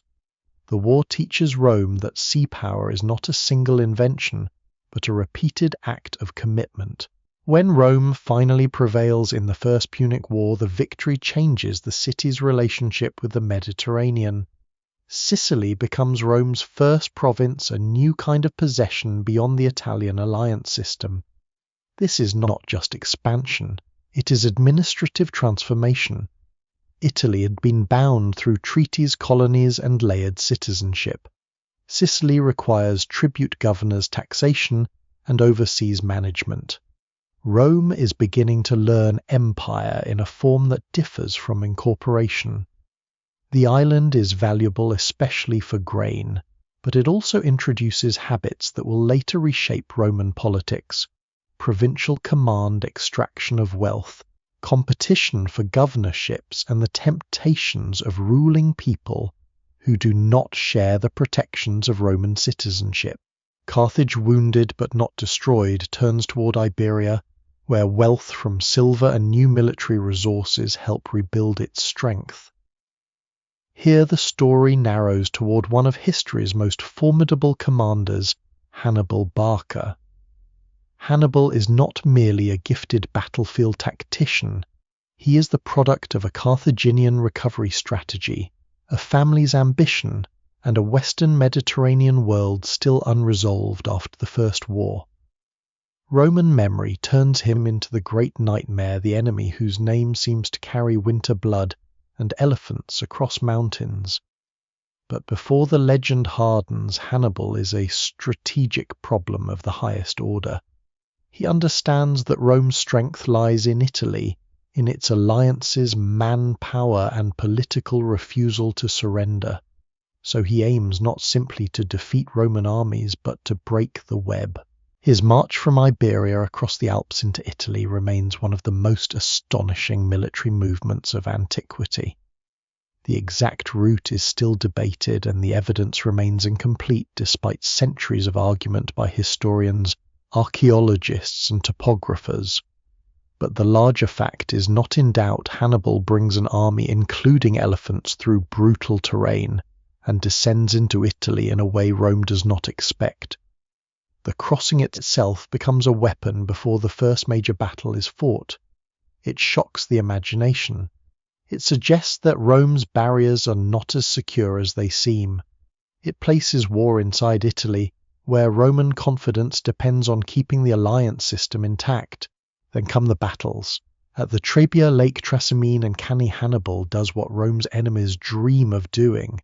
He destroys Roman armies with terrifying skill. He uses terrain timing, ambush, cavalry, psychology, and tactical design to make Roman courage serve Carthaginian victory. Lake Trasimene is not merely a defeat. It is a trap sprung in mist and confusion, an army caught between water and enemy force. Cannae is worse. There, in 216 BCE, Rome suffers one of the most famous disasters in military history, Hannibal's army envelops and annihilates a massive Roman force. The scale of death is almost difficult to hold in the mind. Senators, officers, citizens, allies, and ordinary soldiers fall together. For many states such a day would mark the end, but Cannae reveals the true depth of Rome more clearly than any Roman victory could have done. Hannibal wins the battle almost perfectly.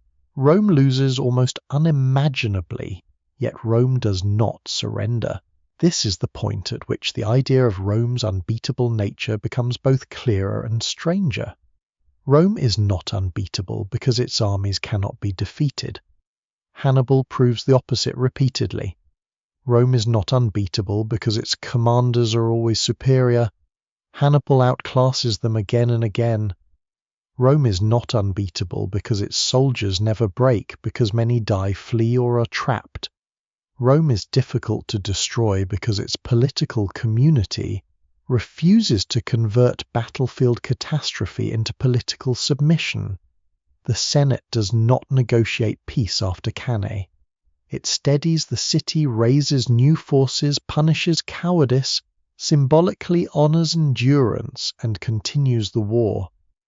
What survives in the record suggests a society shaken to its core yet not dissolved. Hannibal's strategy depends on Roman allies defecting in large enough numbers to collapse the Italian web. Some do defect. The shock of Cannae opens cracks. Cities in southern Italy, including Capua, move toward Hannibal.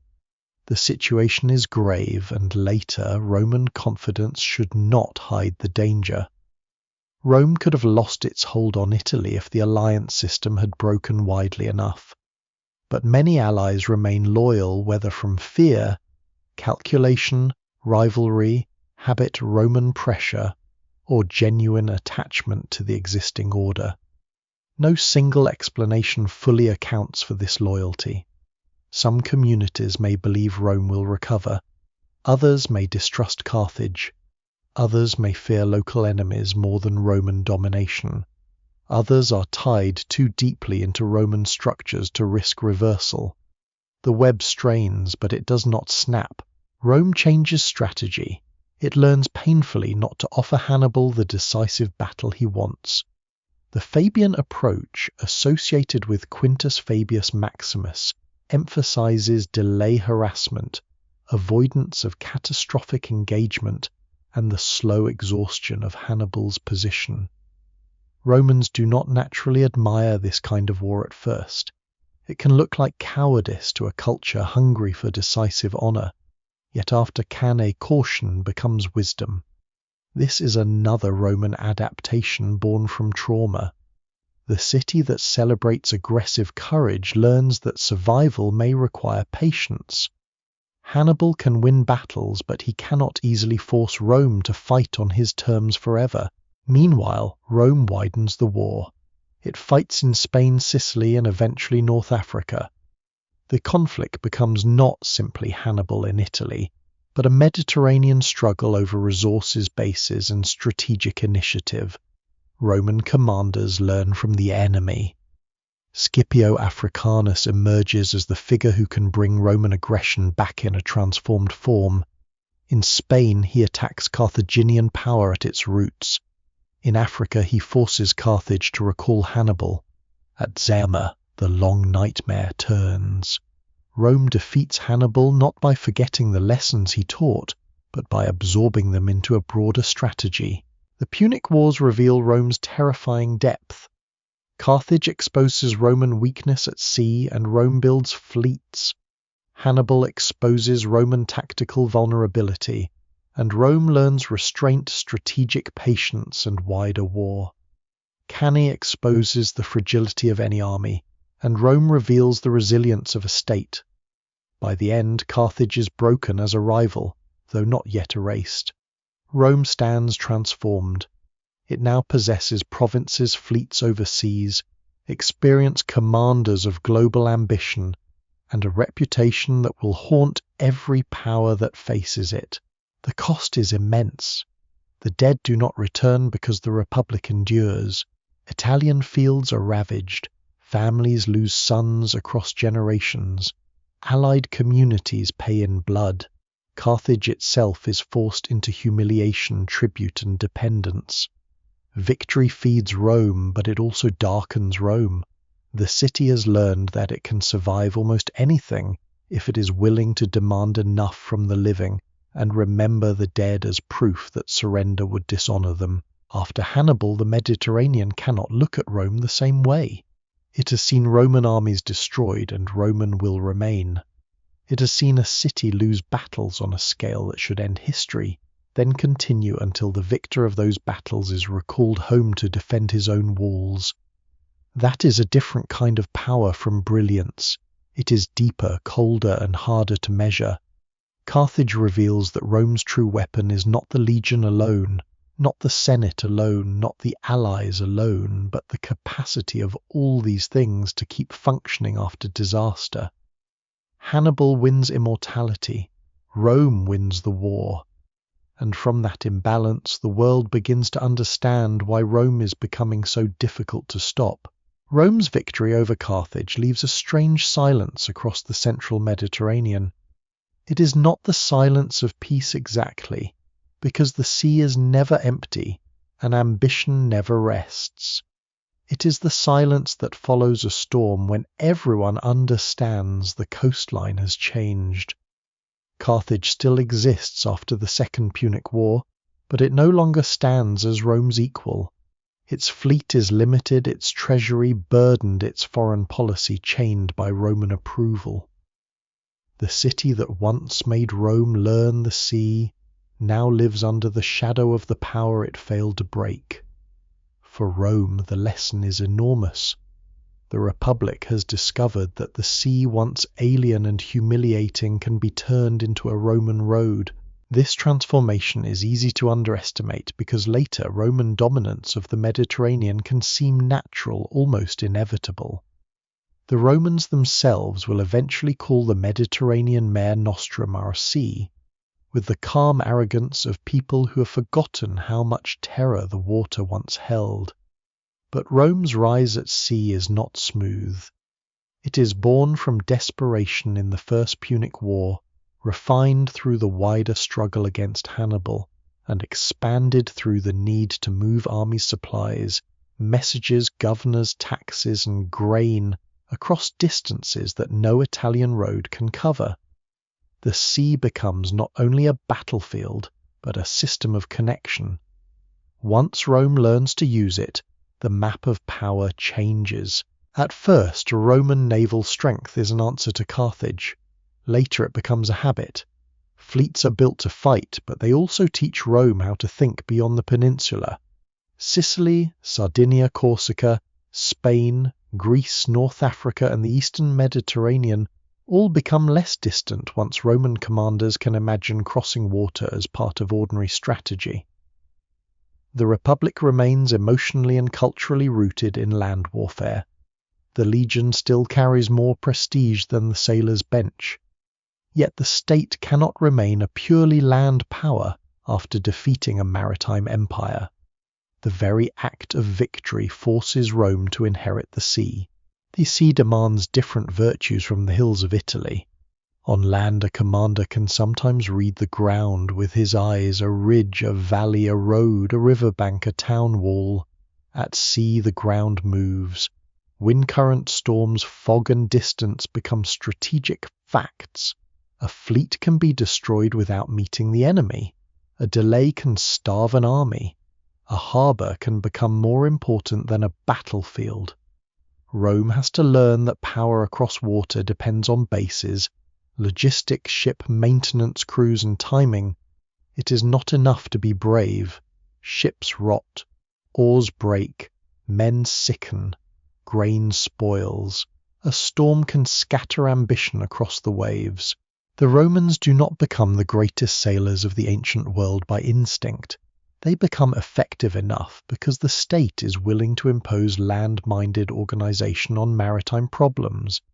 The same mentality that lays out camps and builds roads begins to shape harbors, fleets, coastal defenses, and supply routes. Rome's genius here is not romantic seamanship. It is administrative stubbornness. If ships are needed, ships are built. If crews are needed, crews are found. If Sicily must be held, it is held. If Spain must be contested, armies cross. The sea is dangerous, but Rome increasingly refuses to treat danger as an argument against action. Sicily is the first great lesson. As Rome's first province, it becomes a testing ground for overseas rule and a vital grain source. The island cities, farms, ports, and taxes pull Rome into new forms of administration. A governor must be sent, revenue must be collected, local elites must be managed, legal disputes must be judged, troops may need support. Unlike Italian allies, Sicilian communities are not gradually woven into a shared military citizenship system. They are subjects in a different sense, and that difference matters. Rome's empire beyond Italy begins not as an equal web of incorporation, but as a structure of command and extraction. This provincial system is one of the most consequential results of Rome's turn toward the sea. The Republic discovers that conquered lands beyond Italy can produce wealth without being absorbed in the old Italian way. Grain taxes, indemnities, slaves, and opportunities for governors begin to flow toward Rome. The sea carries not only armies, but profit. It also carries corruption. Provincial command offers Roman elites a new theatre for ambition, and not all ambition serves the common good. The evidence remains incomplete for many local experiences because the voices of provincial communities often survive only through Roman documents or later complaints. But enough is visible to suggest that Roman rule can be heavy, exploitative, and inconsistent. Victory creates opportunity, and opportunity invites abuse, yet in the short term the system strengthens Rome. Sicily feeds armies and cities. Sardinia and Corsica extend Roman reach in the Western Sea. Spain offers silver manpower and strategic depth, though it also demands long brutal campaigns against peoples who do not submit easily. Roman power spreads along coastlines and inland routes from ports, always learning that conquest overseas requires different rhythm from conquest in Latium. A revolt on an island cannot be answered by marching down a familiar road from Rome. Troops must be transported, supplies must cross water, the sea must be secured enough for the army to matter. A lesser-known but important detail is that Rome's maritime expansion also changes the lives of ordinary Italians who may never command a fleet or govern a province. Grain imports can affect food supply and prices. Slaves captured overseas alter labor patterns on Italian estates. Wealth from war reshapes elite competition in the city. Veterans return with memories of lands far beyond the peninsula. Merchants and contractors discover profit in supplying armies and collecting taxes. The sea reaches into Roman society like a tide. It brings spoils, but it also brings inequality, displacement, and new dependencies. After the Punic Wars, Rome's naval and overseas capacity becomes impossible for Eastern powers to ignore. The Hellenistic kingdoms, heirs to the fractured world of Alexander, are accustomed to diplomacy among monarchs, leagues, cities, and shifting alliances. They understand war wealth, siegecraft, and royal ambition. But many of them misread Rome at first because Rome does not behave exactly like a king. It has no single monarch to flatter, marry into, or assassinate. Its decisions emerge from senate magistrates' assemblies, aristocratic rivalry, and public pressure. It can look slow, legalistic, even divided. But once committed, it can sustain pressure with unsettling persistence. The sea makes that persistence mobile. Roman armies can appear in Greece. Roman envoys can intervene in disputes. Roman fleets can support allies and threaten enemies. The old distance between Italy and the eastern Mediterranean shrinks. The Adriatic becomes a corridor rather than a boundary. The defeat of Carthage has not made Rome content. It has given Rome access. and access is often the beginning of domination. The wars against Macedon and later interventions in Greek affairs show Rome adapting again. It presents itself at times not merely as conqueror, but as liberator of Greek cities from royal domination. This language is politically useful, and like much imperial language, it contains layers of truth and manipulation. Some Greek communities genuinely welcome Roman intervention when it weakens a local enemy. Others later discover that Roman freedom can become another form of dependence. Rome is skilled at entering existing conflicts, choosing allies, imposing settlements, and gradually making itself the final judge. The sea allows it to arrive where disputes are already burning. No single explanation fully accounts for Rome's successful expansion across the Mediterranean. Naval adaptation helps, but fleets require money and organization. Carthage's defeat helps, but defeating one rival does not automatically master many regions. Greek division helps, but division must be exploited. Roman alliances help, but allies overseas are more fragile than Italian communities bound over generations. What matters is the combination of military persistence, diplomatic opportunism, logistical learning, and the willingness to intervene repeatedly until temporary influence becomes permanent command. The Roman navy itself never fully replaces the centrality of the army. The legion remains the Republic's favored instrument, the image of Roman seriousness. Naval service is often less celebrated, less politically glorious, and more dependent on allies, subject peoples, and specialized crews. But the sea does not need to become Rome's soul in order to become Rome's servant. That is the key. Rome does not have to become Carthage to defeat Carthage's world. It has to control enough ships, ports, and routes to let Roman land power travel. This is why the Mediterranean begins to turn Roman. Not because every coast is conquered at once, and not because resistance disappears, but because Rome learns to connect victories. A battle in Spain affects security in Italy. Grain from Sicily feeds armies elsewhere. A fleet in the Adriatic changes diplomacy in Greece. A treaty in North Africa protects Roman freedom of movement. A province produces revenue for future war. Each peace strengthens the next. The sea becomes the space through which Roman consequences travel. There is a darker side to this transformation. Once Rome discovers that overseas territories can feed the Republic's wars and ambitions, restraint becomes harder.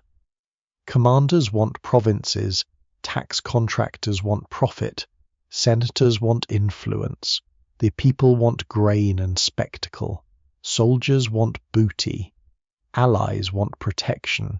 Cities under threat want Roman intervention until they realize intervention has a price. The sea that once frightened Rome now tempts it. It opens too many doors for a political culture already trained to reward expansion. By the end of this stage, Rome is no longer simply the master of Italy. It is becoming the central power of the Western Mediterranean and an unavoidable force in the East. Its ships may not carry the ancient elegance of Phoenician sailors or Greek maritime tradition, but they carry something just as consequential: the decisions of a republic that has learned to treat distance as a problem to be solved. The Tiber settlement has crossed beyond its river. The roads of Italy now meet sea lanes. The legions can move where the ships can take them. Rome's enemies once hoped the water would limit it. Instead, the water teaches Rome a new scale of ambition. The sea turns Roman not in one dazzling moment, but through repeated crossings, rebuilt fleets, occupied islands, grain convoys, provincial taxes, naval patrols, and the slow realization that no shore within reach can assume itself beyond Roman concern.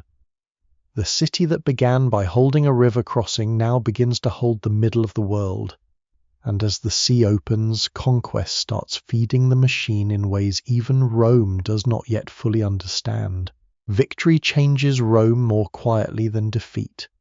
Defeat arrives with panic morning emergency levies, shattered shields, and the terrible clarity of survival. Victory enters with wagons, prisoners, contracts, land, surveys, tax accounts, shiploads of grain, captured statues, foreign coins, and men who return home richer than their neighbours remember. It does not look like a crisis at first. It looks like reward. After the defeat of Carthage and the opening of the Mediterranean, Rome begins to receive the profits of power on a scale the old city by the Tiber was never built to contain. Conquest feeds the machine, and the machine once fed demands more conquest. The first form of nourishment is land. In the older Italian world, land is status, food, independence, and memory. A citizen with land has a place in the community and a stake in its survival. Roman expansion across Italy brings confiscations, colonies, allotments, and disputes over public land taken from defeated peoples. Some of this land supports strategic settlements, some rewards service, some becomes a source of political conflict when wealthy men occupy or exploit more than custom or law is supposed to allow. The details are complicated, and scholars still debate the exact scale of small farmer decline in different periods, but the larger tension is clear. The victories that secure Rome also begin to alter the social base from which Rome draws its strength. In the early Republic, the ideal Roman soldier is also a farmer tied to his fields and family. But long wars overseas strain that model. A man campaigning in Spain, Sicily, Greece, or Africa cannot easily maintain his farm. If he returns after years away to debt-damaged property or competition from larger estates worked by enslaved labour, his military service has protected the Republic while weakening his own household.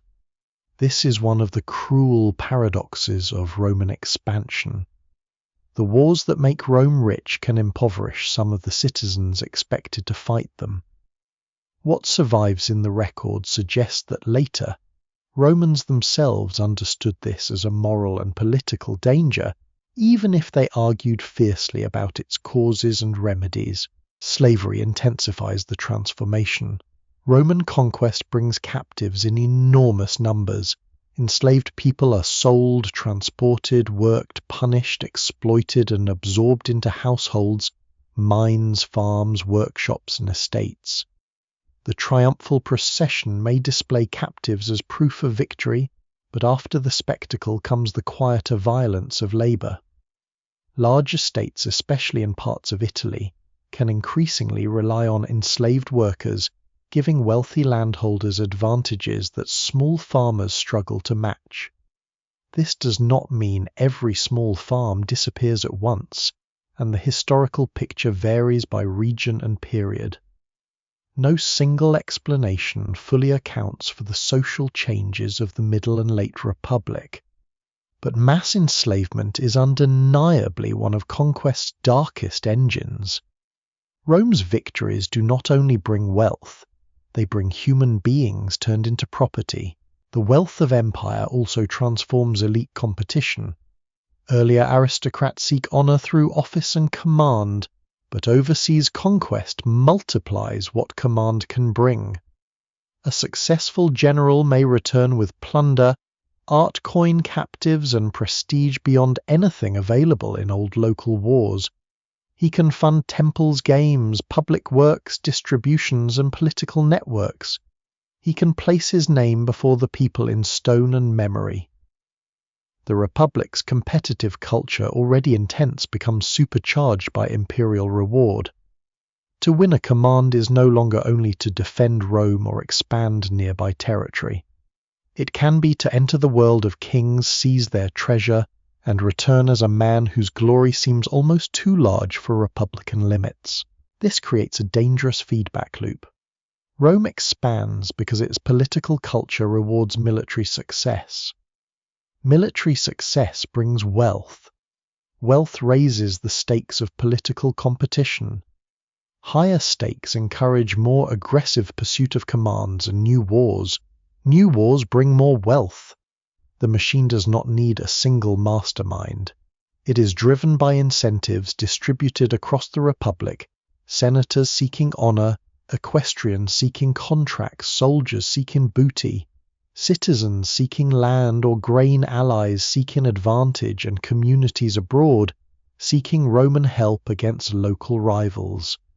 Expansion becomes easier to justify because each victory creates groups that profit from the next. Roads remain central to this process. They are not only military routes but arteries of extraction and integration. In Italy, roads link colonies, markets, and strategic zones. In provinces, Roman infrastructure develops unevenly over time, but the principle remains powerful. Movement is control. An army that can march reliably can punish revolt. Merchants can follow soldiers. Tax revenues can move toward administrative centers. Messages can travel. Governors can project authority beyond a single city. Roads make conquest less temporary. They allow Roman decisions to reach farther into landscapes that would otherwise resist central command. The army itself benefits from conquest's material flow. Spoils can reward soldiers. Tribute can support campaigns. Provinces can supply grain money ships and auxiliary forces. Mines, especially in places like Spain, add to Roman wealth. War becomes partly self-financing when successful, though the costs remain enormous and unevenly distributed. This is one reason expansion can become addictive. A victorious war may appear to pay for itself, enrich its leaders, reward its soldiers, weaken enemies, and strengthen Rome's ability to wage the next war. The risks are high, but the rewards are visible. Restraint, by contrast, offers fewer triumphs. A lesser-known but revealing feature of this period is the rise of public contractors, often associated with the equestrian order, who profit from supplying armies, collecting taxes, building works, and managing state business that the Republic itself does not administer through a large professional bureaucracy. Rome conquers a vast world before it develops a modern-style administrative state. It relies heavily on delegated power, private enterprise elite networks, and local arrangements. This can be efficient in a rough way, but it can also be predatory. Provincial communities may suffer not only from governors, but from tax collectors and businessmen whose incentives point toward extraction.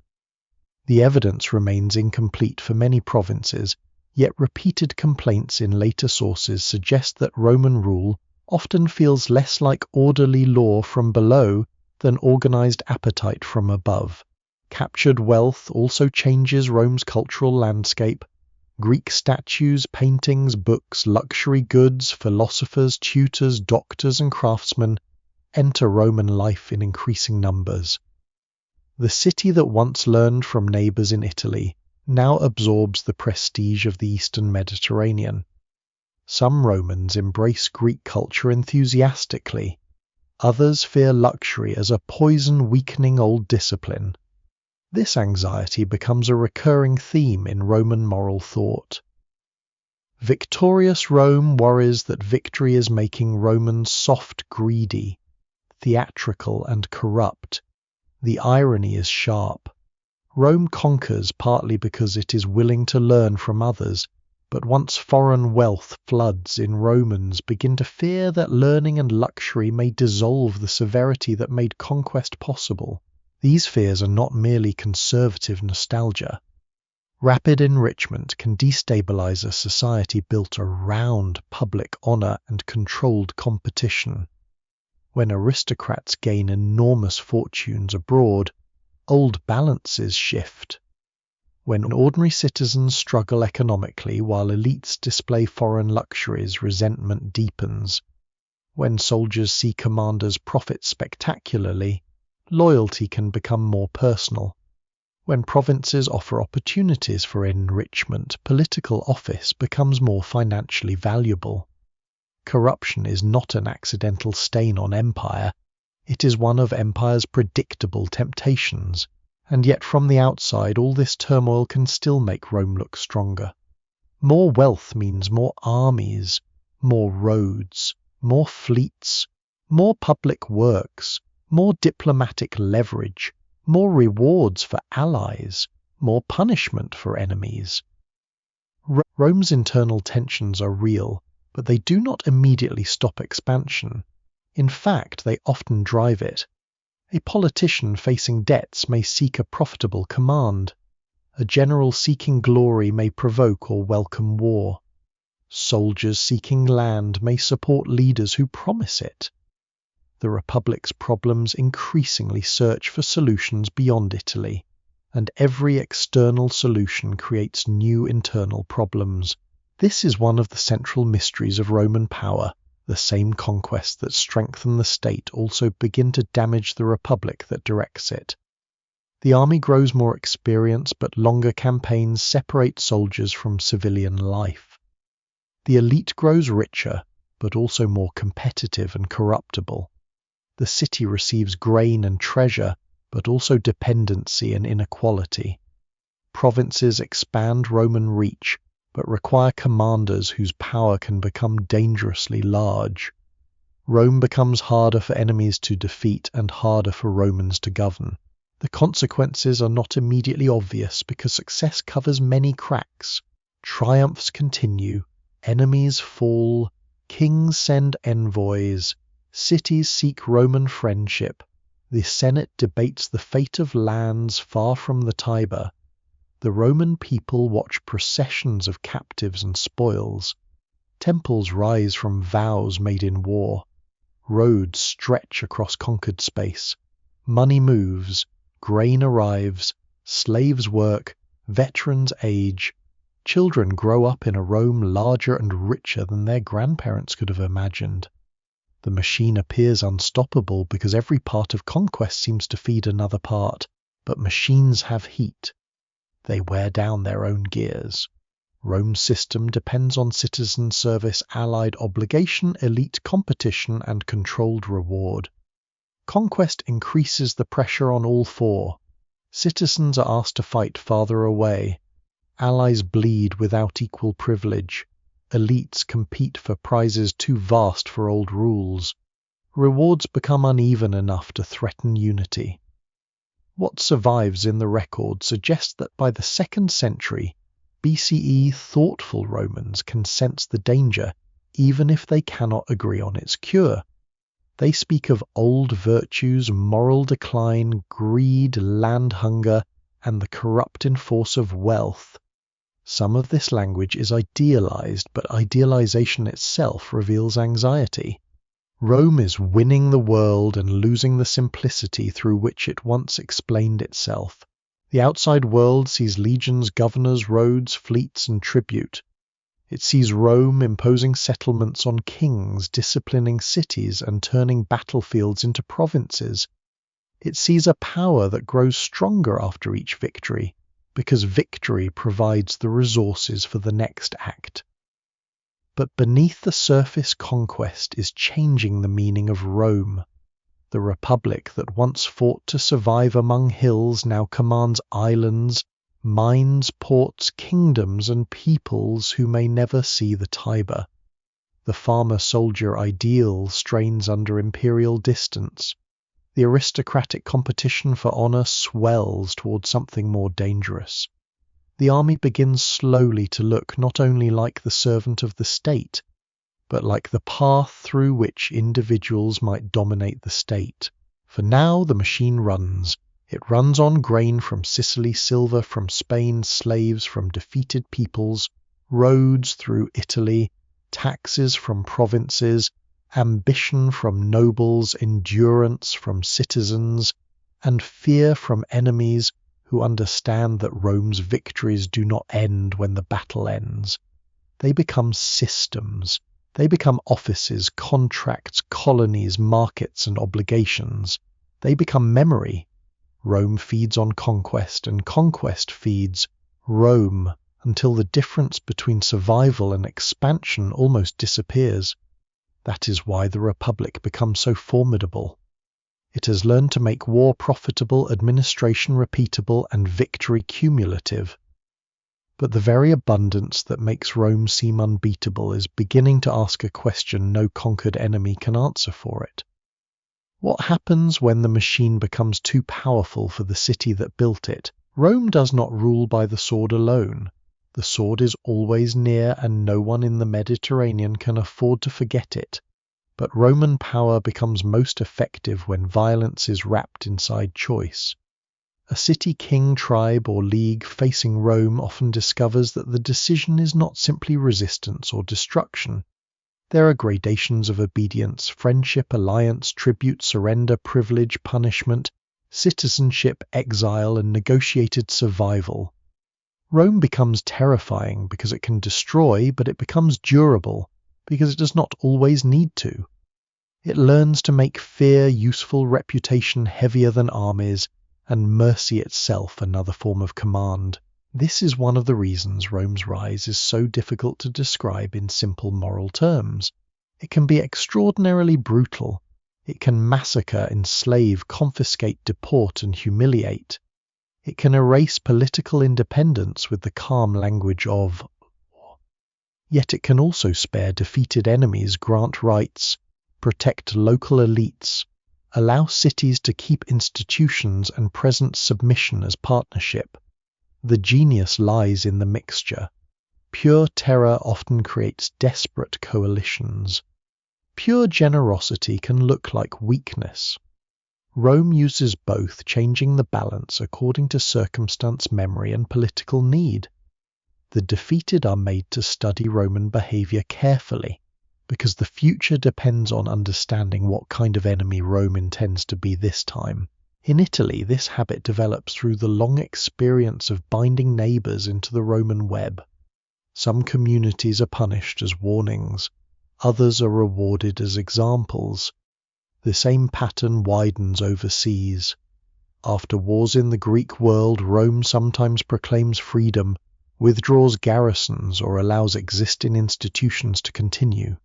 At other moments, it imposes settlements, takes hostages, demands indemnities, redraws boundaries, or breaks leagues apart. The message is rarely accidental. Rome wants every audience to learn that choices have consequences. Loyalty may preserve honor, resistance may invite ruin, hesitation may be dangerous, betrayal may become a story told to frighten others. Reputation is essential here. Rome's enemies must believe that Roman promises and Roman threats matter. This does not mean Rome is always consistent or honest. Roman diplomacy can be opportunistic, legalistic, self-serving, and sometimes plainly hypocritical. But over time it develops a reputation for persistence. If Rome declares a matter, unfinished generations may pass before the consequence arrives, but the consequence may still arrive. If Rome suffers humiliation, it may remember. If Rome gives warning, the warning is not easily dismissed. This long memory gives Roman diplomacy a shadow. The person negotiating with Rome is not negotiating only with the envoy in front of him. He is negotiating with a state that has shown it can wait, return, and punish. Carthage understands this better than anyone. After the Second Punic War, it is not immediately destroyed. Rome imposes harsh limits, but the city continues to live, trade, and recover within narrow boundaries. For decades, Carthage exists as a defeated power under Roman suspicion. Its survival shows that Rome does not always annihilate an enemy at once, but its eventual destruction in the Third Punic War shows the other side of Roman memory. Roman fear, resentment, and political agitation keep Carthage alive as a symbol, even when its real power has been reduced. The famous demand associated with Cato the Elder that Carthage must be destroyed may be remembered in simplified form, but it expresses a deeper anxiety. Some enemies are considered too dangerous to leave even as shadows.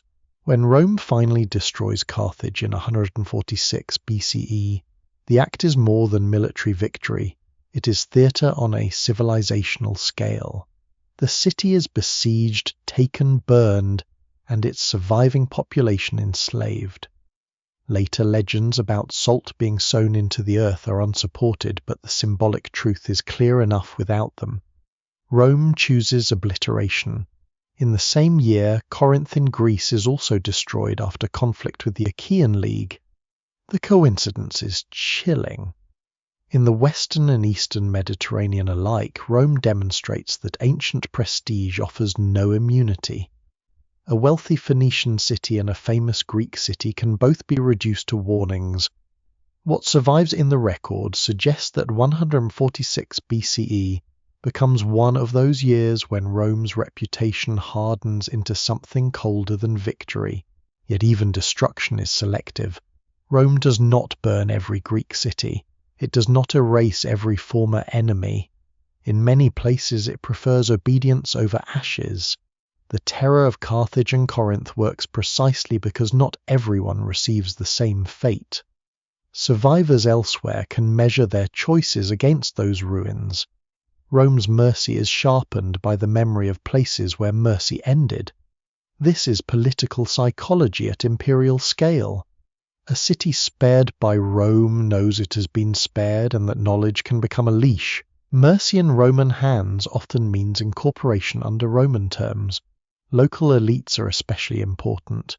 Rome frequently understands that ruling through existing hierarchies is easier than ruling against them. A city's leading families may keep status if they cooperate. Kings may retain thrones as client rulers if they serve Roman interests. Communities may preserve laws, cults, and civic pride while accepting Roman supremacy in foreign policy and military matters. This lets Rome govern more territory than its own administrative resources would otherwise allow. It does not need to place a Roman official in every village. It needs enough local people to decide that Roman order protects their position better than rebellion does. The hostage system reveals the personal side of this method. Rome often demands hostages from defeated or dependent communities, especially from elite families. To modern ears, the word sounds purely cruel, and it is cruel because it turns children and nobles into guarantees of obedience. But it also creates contact. Hostages may live in Roman environments, learn Roman language, observe Roman politics, and absorb Roman assumptions. Some later return home with a clearer sense of Roman power, and sometimes with personal ties to Roman elites. The line between coercion and cultural influence becomes blurred, but the coercion remains at the root. Rome takes the future of local ruling families into its hands and calls that future security. Citizenship is an even more powerful tool.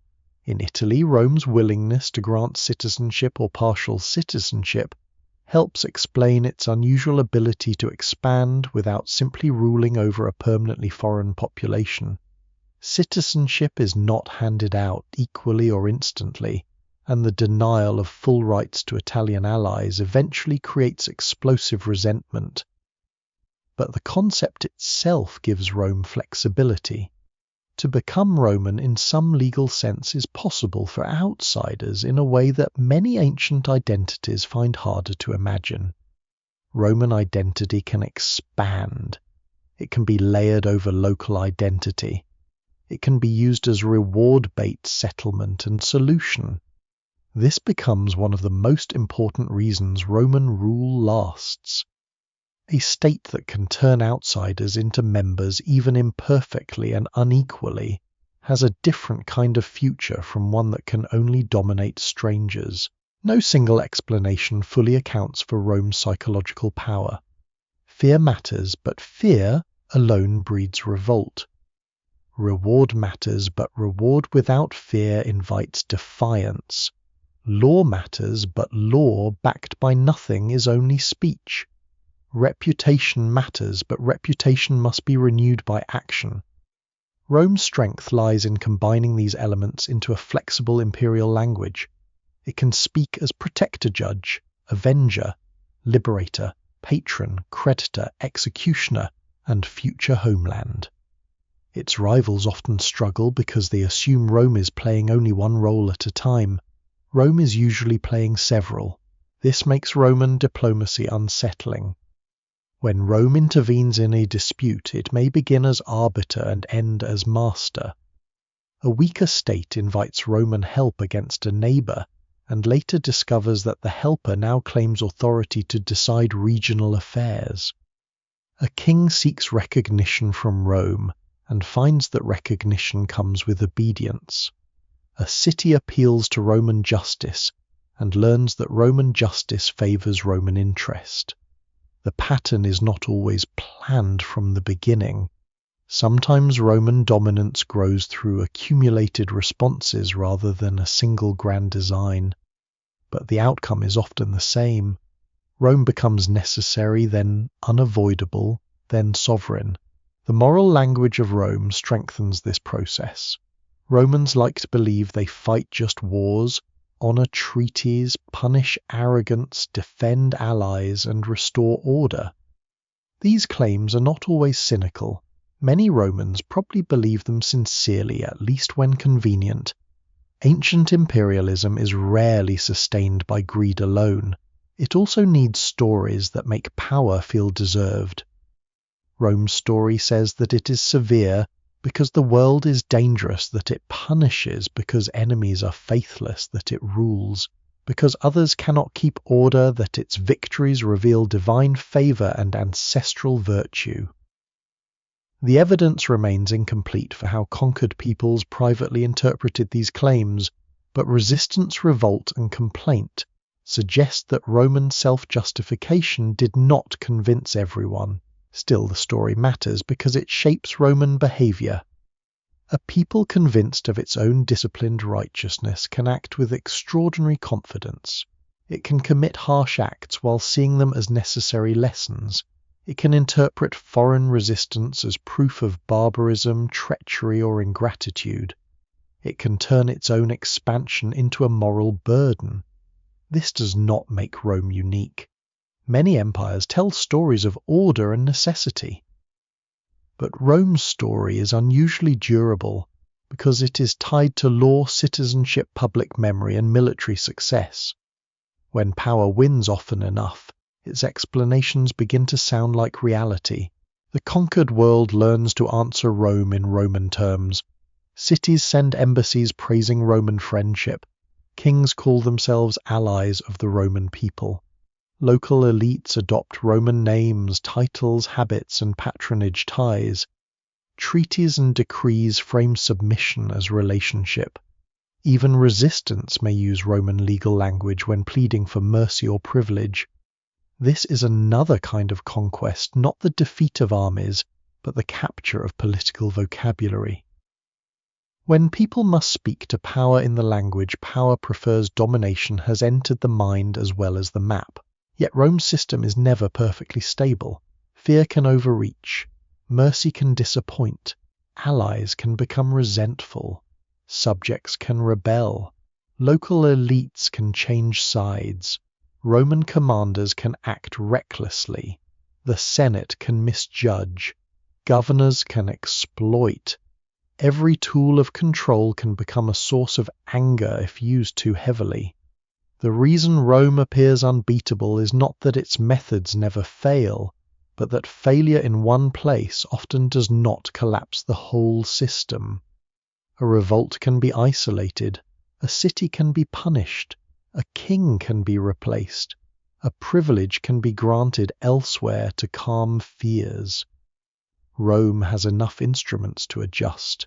By this stage, Roman power is not merely military domination, it is a climate. People live under the expectation of Rome even when no legion is visible. They calculate what Rome might think, how Rome might respond, whether Rome's friendship can be gained, whether Rome's anger can be survived.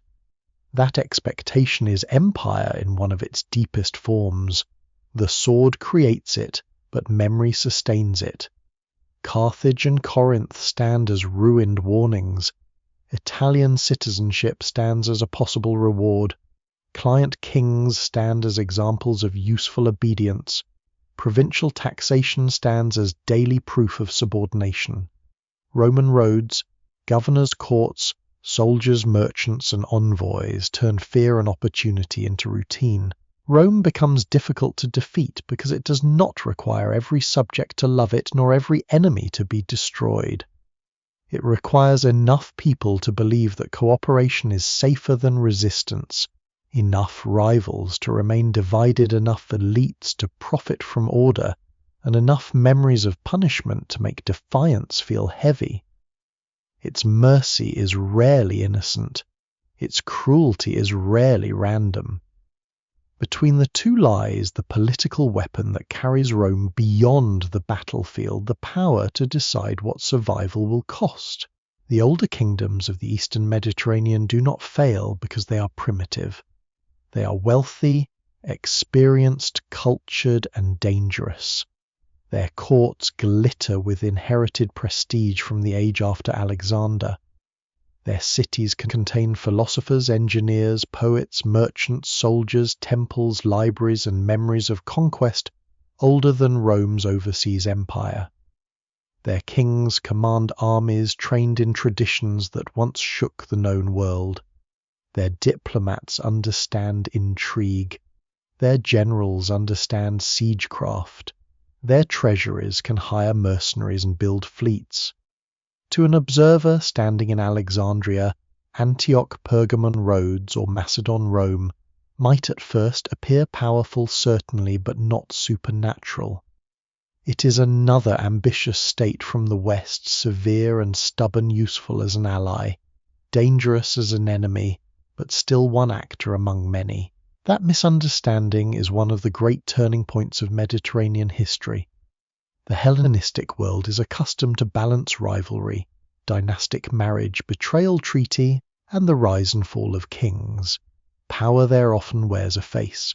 It has a royal household, a court faction, a successor, a favourite general, a vulnerable heir, a marriage alliance, a palace coup.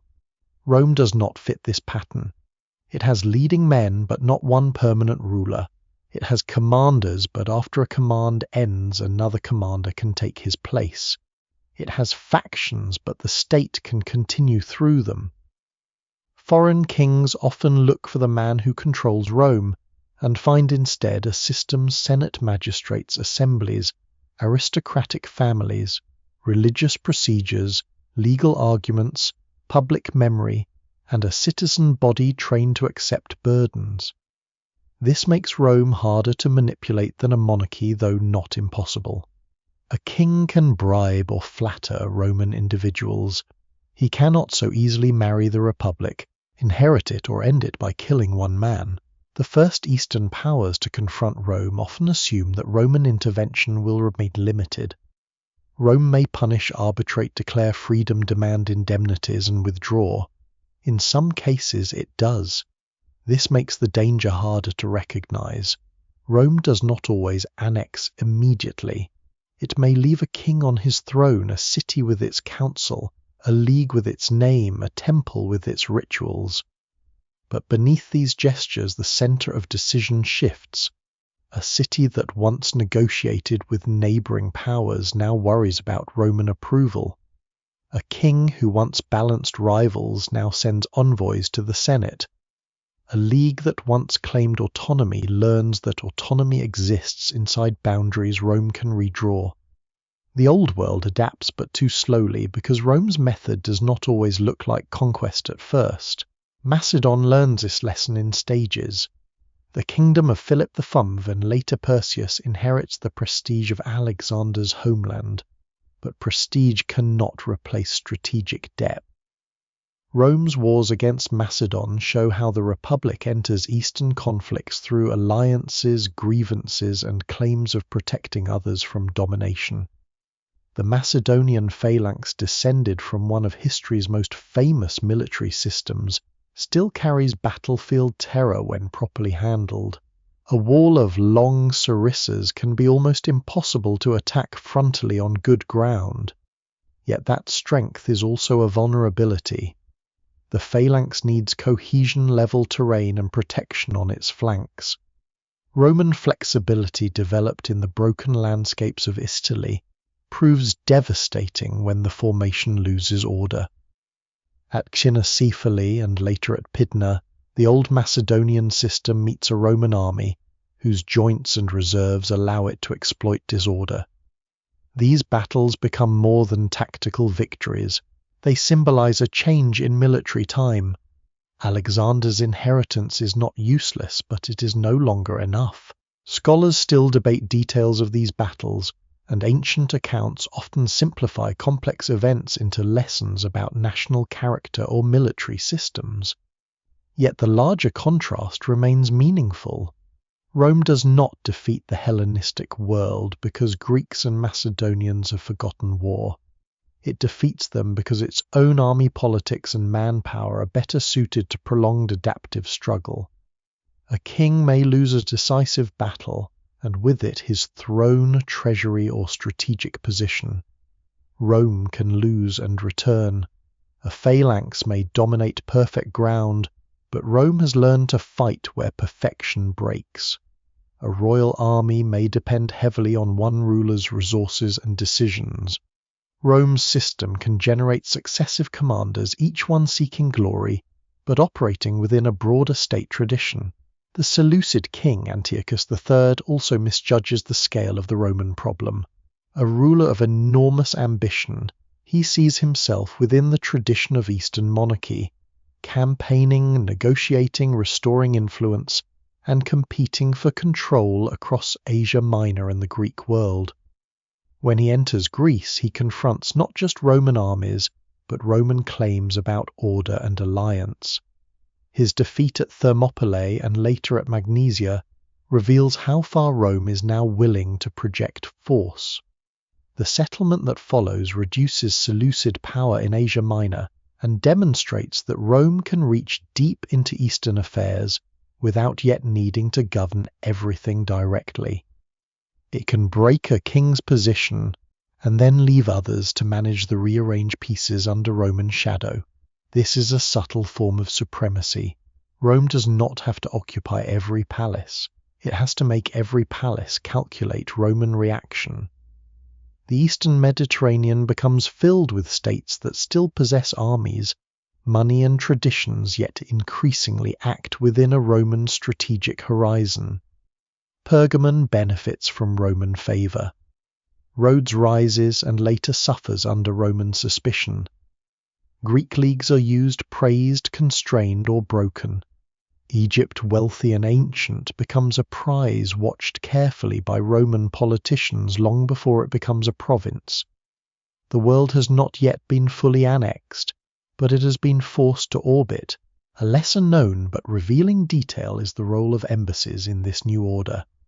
Delegations from Greek cities and kingdoms travel to Rome, sometimes waiting anxiously for senatorial audiences, presenting grievances, praising Roman friendship, accusing rivals, and seeking favourable judgments.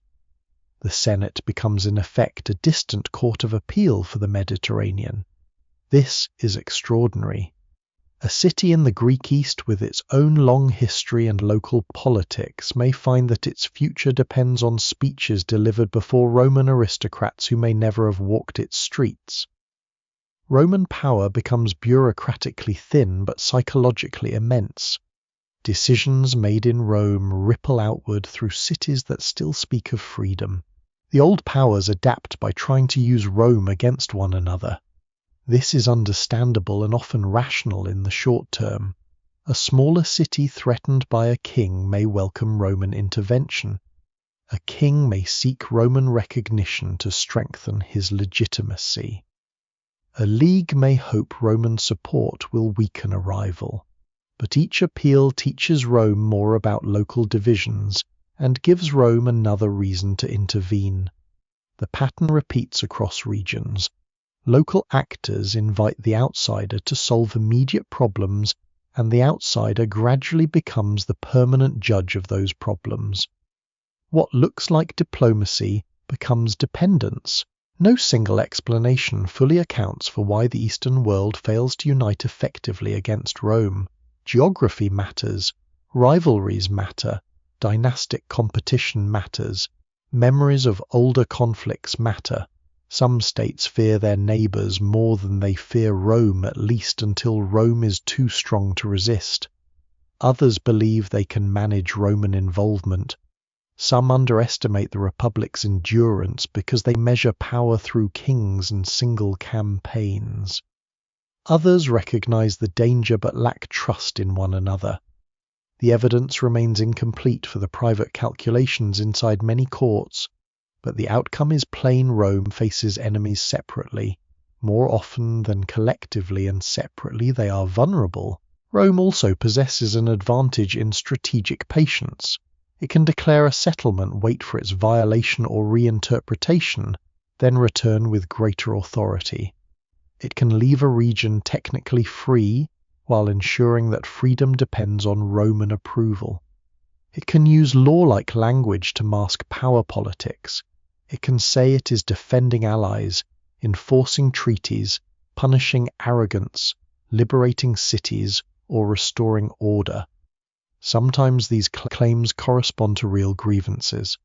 Often they also serve Roman interest. The mixture makes them more effective. A pure lie is fragile.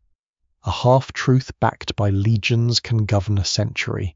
The defeat of Macedon and the weakening of the Seleucids have cultural consequences as well as political ones. Rome floods with Greek art, literature, philosophy, rhetoric, and prestige. The conqueror is conquered intellectually in many ways, and Romans know it. Elite Romans learn Greek study, Greek thought, collect Greek sculpture, hire Greek tutors, and argue over whether this refinement strengthens or corrupts them. The Eastern world loses independence but gains influence inside Roman minds. This is one of the paradoxes of empire. Rome can dominate Greek cities militarily while becoming increasingly dependent on Greek culture to define elite sophistication. The conquered world does not vanish, it enters the conqueror, but cultural admiration does not prevent political control. A Roman aristocrat may quote Greek philosophy and still vote to punish a Greek league. A general may admire a temple and still carry off its treasures. A senator may praise liberty and still reduce a city's autonomy. This contradiction is not accidental. Rome's empire is built by people capable of respecting foreign greatness without believing that greatness entitles foreigners to independence. The Eastern Mediterranean slowly learns that being admired by Rome is not the same as being safe from Rome.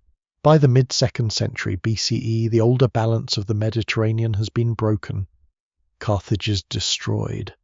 Corinth is destroyed. Macedon is reduced and reorganized. The Seleucid kingdom is pushed back from its western ambitions. Greek leagues are constrained. Client kings understand the language of obedience. Rome may not yet administer every territory directly, but it has become the power around which others arrange their fears. The world adapts, but adaptation now means surviving within Roman conditions. This is why Rome appears increasingly unbeatable. Its enemies are not unintelligent. Many understand pieces of the danger. Hannibal understands the alliance web. Macedonian kings understand battlefield stakes. Greek diplomats understand Roman influence. Eastern rulers understand that Roman friendship can be useful. But few grasp the entire machine quickly enough: the manpower of Italy, the flexibility of the legion, the stubbornness of the Senate, the ambition of commanders, the usefulness of allies, the psychological force of reputation, the ability to absorb foreign methods, and the patience to return until a settlement favors Rome. By the time they see all of it together, they are often already inside it. The old kingdoms had once inherited the world after Alexander, a world of royal ambition and splendid cities. Rome does not inherit that world by becoming another Alexander. It does something stranger. It enters as ally, judge, avenger, liberator, creditor, and conqueror, shifting roles until resistance becomes politically isolated. The Eastern Mediterranean adapts through embassies, treaties, concessions, and imitation, but always a little late. Rome's power advances not only through legions, but through the delay between what Rome is and what its rivals think Rome is. In that delay, kingdoms fall. As Rome grows stronger abroad, something inside the Republic begins to loosen. The change is not immediate, and it does not announce itself with one clear break. It comes through distance, money, command, and time. The old Roman system had been built for a city-state that fought seasonal wars close enough to home for citizen soldiers to imagine returning to their fields. But the empire Rome now controls is not close, not seasonal, and not simple. Campaigns stretch across Spain, Greece, North Africa, Asia Minor, and beyond. Soldiers remain away for years. Commanders govern provinces with armies at their backs. Wealth pours into private hands as well as public treasuries. The Republic still speaks the language of ancestral discipline, but the world beneath that language is becoming larger than the old constitution can comfortably hold. The army feels the change first because the army must live inside Rome's new distances. A citizen called to fight in an early Italian campaign might march for a season, face a neighbouring enemy, and return to harvest if fortune allows. A soldier sent to Spain enters a harsher reality. The wars there are long difficult and often unrewarding compared with the glittering campaigns of the Greek East. The terrain is vast and varied, the local resistance fierce, the victories incomplete. Years can disappear into patrols, sieges, raids, ambushes, and negotiations with peoples who do not see Roman rule as inevitable.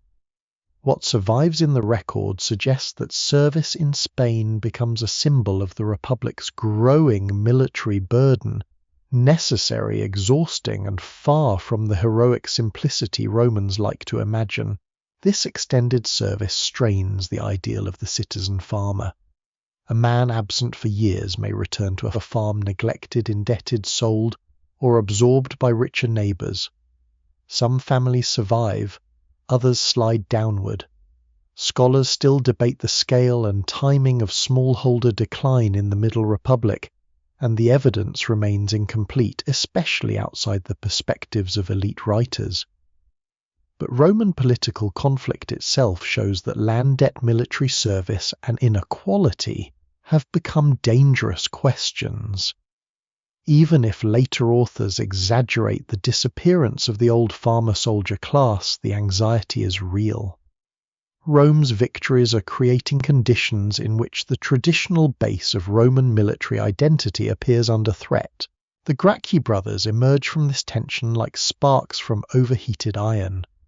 Tiberius Gracchus, and later Gaius Gracchus, are not simple champions in a modern sense, and their motives remain debated. They are aristocrats, ambitious men born inside the ruling class, shaped by its expectations and rivalries. Yet they recognize, or at least powerfully exploit, a problem that many Romans can feel: public land has become a battlefield between elite accumulation and the needs of citizens. Tiberius pushes for land redistribution, arguing in effect that Rome cannot keep asking poor citizens to fight for a republic in which they no longer possess a secure stake. His challenge is not only economic, it strikes at the moral structure of Roman power. The violence that follows his reform effort is a warning. Tiberius is killed in 133 BCE by Roman citizens led by Roman elites in the heart of Roman political space. The Republic has known conflict before, but this feels different. Political competition, once constrained by custom and shared fear of kingship, now spills into organized killing. Gaius Gracchus later attempts broader reforms, including measures touching grain supply courts, colonies, citizenship questions, and the power of different social groups. He too dies violently.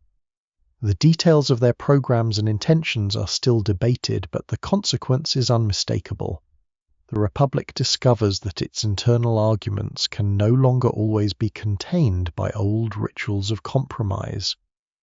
The empire has filled Rome with stakes too high for restraint to hold easily.